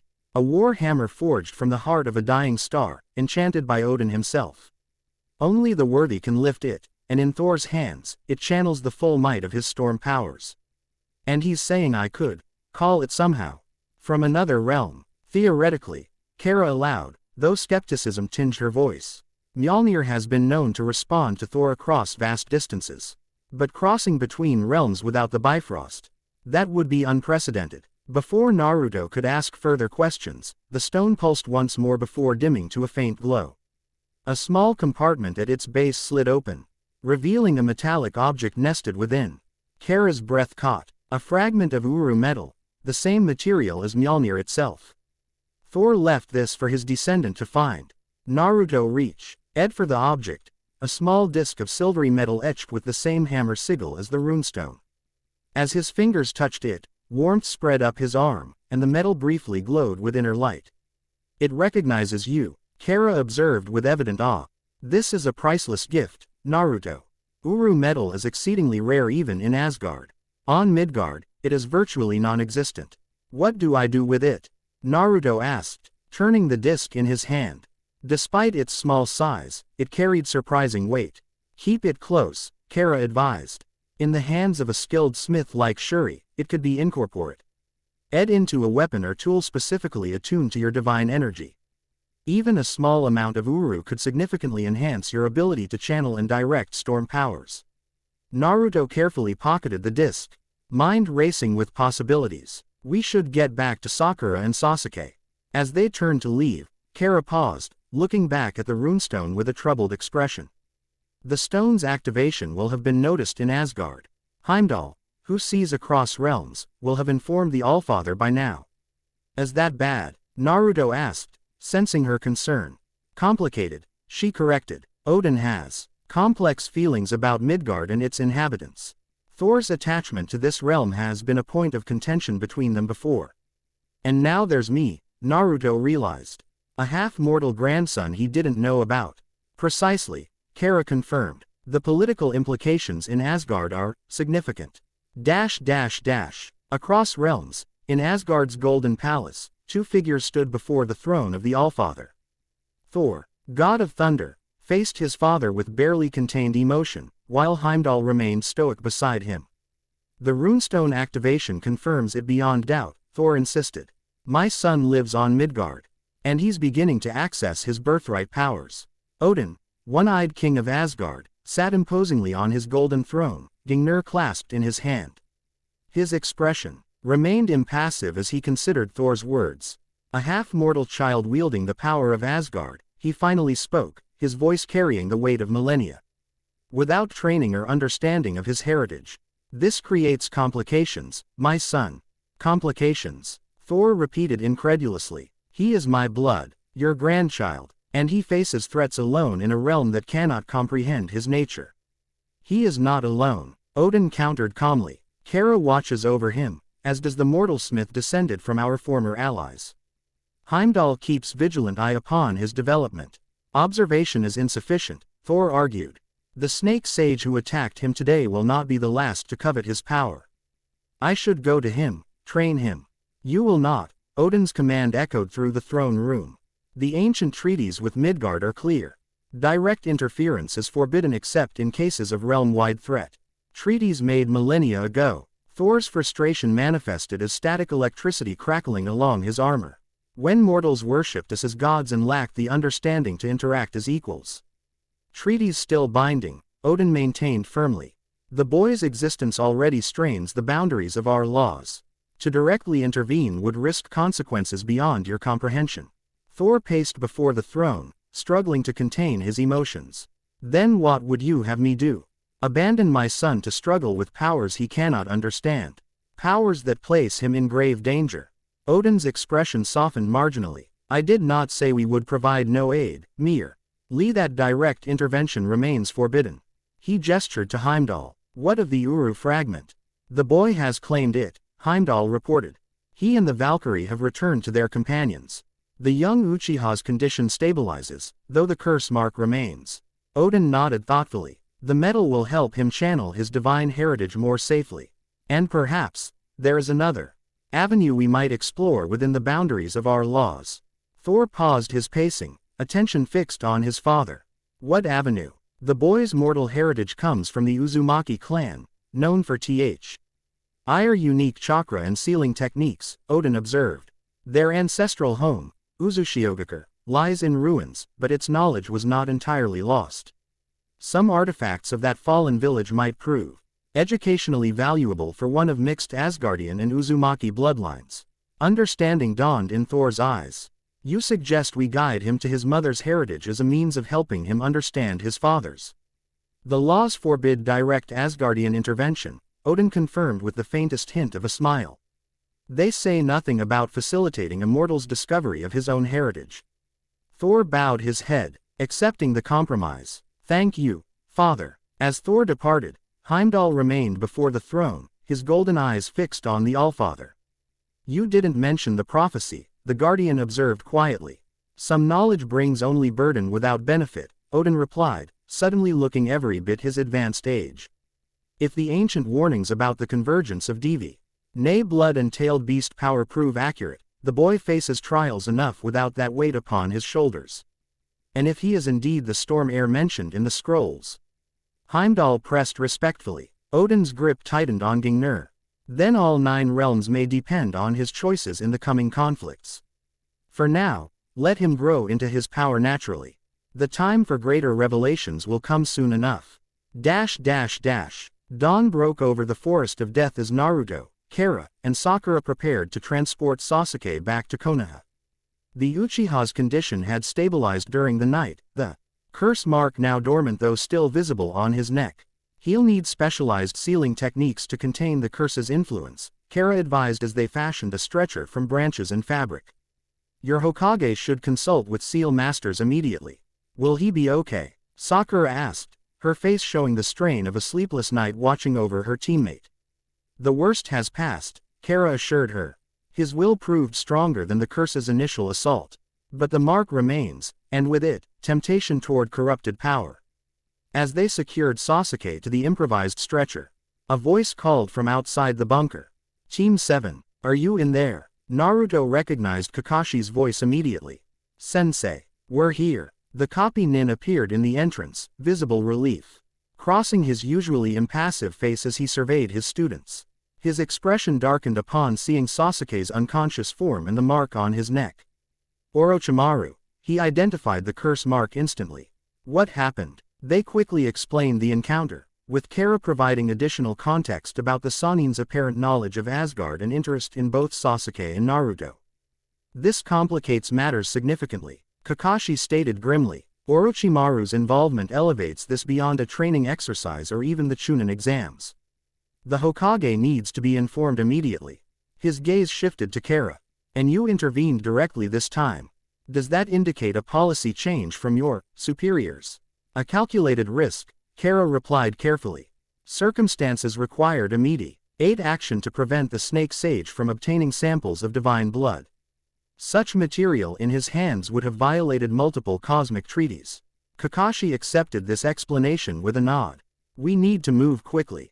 Anbu patrols have already been alerted to possible infiltration, but they don't yet know Orochimaru himself is involved. With Kakashi's help, they made much faster progress through the forest. The Jonin led them along patrol routes where they would encounter allied forces rather than exam hazards. By mid-morning, they reached the forest's edge, where medical teams already waited with stretchers and equipment. As medics transferred Sasuke to a proper stretcher, a commotion near the main gate drew their attention. A young woman with unusual equipment strapped to her CK argued vehemently with the gate guards, gesturing with devices that resembled scientific instruments but with distinctly non-standard modifications. "I don't care about your protocols," she was shouting. "My readings clearly show unprecedented electromagnetic anomalies centered in that forest. This could revolutionize our understanding of chakra physics. That's the third civilian scientist we've turned away today," one guard complained to his partner, loud enough for Team 7 to overhear. "Ever since those weird energy spikes started yesterday." Kara and Naruto exchanged knowing glances. The runestone's activation and their confrontation with Orochimaru had apparently created detectable energy signatures beyond the forest's boundaries. The persistent scientist spotted their group and immediately changed tactics, rushing toward them with surprising speed for a civilian. "You," she called, pointing directly at Naruto. "You're the epicenter. My instruments registered your posy. Chion precisely during the largest discharge event." Guards moved to intercept her, but she dodged with unexpected agility, skidding to a halt before Naruto and immediately scanning him with a handheld device. "Fascinating," she exclaimed, seemingly oblivious to the tense shinobi surrounding her. "Your biological electromagnetic field is completely unprecedented. Are you generating this consciously? Is it a Kekkei Genkai? A new chakra technique? Who are you?" Kakashi asked flatly, positioning himself between the enthusiastic scientist and his student. "Oh, sorry, I get carried away," she adjusted oversized glasses that magnified already intense eyes. "Nora Sakamoto, independent researcher specializing in chakra electromagnetic field interactions. My instruments detected anomalous energy patterns yesterday that defy all established models of chakra behavior." She thrust a tablet-like device toward them, displaying complex waveform patterns and readings. "See these spikes? Nothing in the recorded literature matches this signature. It's neither standard chakra nor any known natural phenomenon." "Miss Sakamoto," Kakashi began diplomatically, "this is a secure area during a classified exercise." "Classified exercise that produces energy readings visible from my lab 5 kilometers away." Nora interrupted skeptically. "Energy that behaves like lightning but lacks ionization patterns consistent with natural or chakra-generated electricity. I don't think so." Despite the tension of their situation, Naruto found himself impressed by the scientist's perception and determination. Unlike Shuri, who approached his abilities from a metallurgical perspective, or Amaya, who viewed them through the lens of chakra pathways, Nora seemed to understand the actual physics behind what was happening. "Your observations are correct," Kara intervened unexpectedly. "But incomplete. This is indeed a matter requiring discretion." Nora turned to Kara, analyzing her non-standard appearance with newfound interest. "You're not from any shinobi village I recognize. Those armor patterns," her eyes widened with sudden realization. "Wait, are those Norse-derived runic configurations? Similar to archaeological findings from pre-shinobi-era sites?" Kakashi sighed, recognizing the situation was escalating beyond easy containment. "Perhaps we should continue this discussion with the Hokage." In the Hokage's office, an emergency council had assembled. The third sat behind his desk, expression grave as he processed the multiple crises that had emerged simultaneously: Orochimaru's infiltration, Sasuke's curse mark, the runestone's activation, and the growing public awareness of unusual energy signatures. Present were Kakashi, the conscious members of Team 7, Kara, Shuri, summoned from her workshop, and, somewhat surprisingly, Nora Sakamoto, who had been granted provisional clearance after demonstrating knowledge too accurate to be safely excluded. The Chunin exams are scheduled to begin in 1 week. The Hokage noted after hearing all reports. Normally, Orochimaru's involvement would be cause to cancel the event entirely. However, doing so would alert him that we've detected his presence. "You mean to proceed with the exams?" Kakashi asked, surprised. "With modifications," the Hokage confirmed. "Increased security, additional Anbu presence, and certain contingency measures. We'll use the exams as an opportunity to uncover Orochimaru's full plan while appearing unaware of his infiltration." "What about Sasuke?" Naruto asked. "Will he recover in time?" "The medical team reports his physical condition is improving," the Hokage replied. "The curse mark has been temporarily contained through basic sealing techniques, though a more permanent solution will be required. Whether he participates in the exams remains his choice once he regains consciousness." "And the runestone?" Kara inquired. Will be secured and studied, the Hokage decided. Its activation presents both opportunity and risk. If it can provide insights into Naruto's heritage and abilities, that knowledge is valuable. But its energy signature clearly attracts attention, both welcome and unwelcome. His gaze shifted to Nora, who had remained uncharacteristically quiet, absorbing everything with intense scientific interest. Which brings us to you, Miss Sakamoto, the Hokage addressed her directly. You've been granted temporary security clearance based on your existing knowledge and potential value to this situation. However, I must emphasize that everything said here is classified at the highest level. Understood, Lord Hokage, Nora responded with unexpected formality. My interest is purely scientific. The energy signatures I detected represent a potential revolution in our understanding of chakra physics. If I can help harness or explain these phenomena, my research goals are aligned with Konoha's interests. Your background checks confirm your credentials, the Hokage acknowledged. Your theories on chakra electromagnetic interaction have been dismissed by mainstream researchers but align surprisingly well with what we're observing in Naruto's case. I knew it, Nora exclaimed, excitement breaking through her professional demeanor. You, she pointed at Naruto, are generating non-standard electromagnetic fields through a previously undocumented biological pathway. My instruments detected the unique signature, but I couldn't identify the source until now. If I may, Shuri interjected, Nora's scientific approach complements my metallurgical work. Her understanding of the energy's behavior could help refine my conductive alloys. Amaya, who had been summoned during their debriefing, added her perspective. And my Byakugan, observations of Naruto's 3 distinct energy systems could provide the biological context for both your work. The Hokage considered this confluence of expertise thoughtfully. It seems we've led a uniquely qualified team to help Naruto understand and control his emerging abilities. Each of you brings essential knowledge from different disciplines. He turned to Naruto. Are you comfortable working with this expanded group? This is ultimately about your heritage and abilities.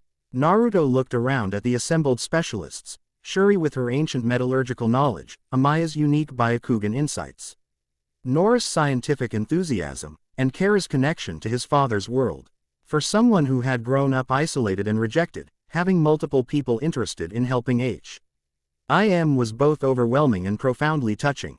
Yes, he decided firmly. If they can help me understand what's happening and control these powers, I'm grateful for their help. Excellent, the Hokage nodded. Then we proceed on multiple fronts. Kakashi will oversee Team 7's preparation for the Chunin exams, assuming Sasuke recovers sufficiently. Our specialists will continue researching Naruto's unique abilities while maintaining appropriate secrecy. Meanwhile, Anbu will track Orochimaru's movements without alerting him to our awareness. As the meeting concluded and people began filing out, Naruto found himself surrounded by his 3 new specialists, each already formulating plans for his training. We should establish a baseline of your energy output under controlled conditions, Nora suggested eagerly. Adjusting instruments in her pack. I've developed sensors that can quantify the electromagnetic field variations during different emotional states. First, he needs properly calibrated conductive materials, Shuri countered. My workshop is already set up for the metallurgical work. And with that Uru fragment you recovered, her eyes gleamed with professional excitement. Neither approach will be effective without proper chakra pathway management, Amaya interjected. The 3 energy systems must be mapped in detail before attempting controlled output experiments. As they debated approaches, Kakashi placed a sympathetic hand on Naruto's shoulder. Looks like you'll be busy even before the exams begin. Yeah, Naruto agreed, overwhelmed but oddly pleased by their enthusiasm. But for the first time, I feel like I might actually understand what's happening to me. Just remember, Kakashi advised quietly, these powers, whatever their source, are tools, not your identity. Divine heritage or not, you define who you are through your choices and bonds. Naruto nodded gratefully, watching as his 3 specialists continued their animated discussion about testing protocols and equipment needs. Despite the complications and dangers revealed today, he couldn't help feeling a new sense of purpose. The runestone had confirmed what Kara had told him, somewhere across realms. A father he'd never known had left him guidance and even a gift. The Uru metal disc rested in his pocket, a tangible connection to his divine heritage. Whatever Chalang's the upcoming Chunin exams might bring, Naruto faced them with growing confidence in both his shinobi training and his emerging storm powers. Between his teammates, his specialists, and his own determination, he would master the blood of storms that flowed in his veins.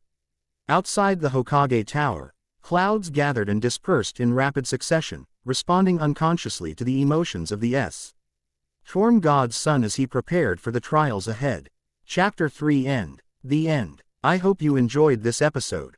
Remember to subscribe and like this video. See you in the next video.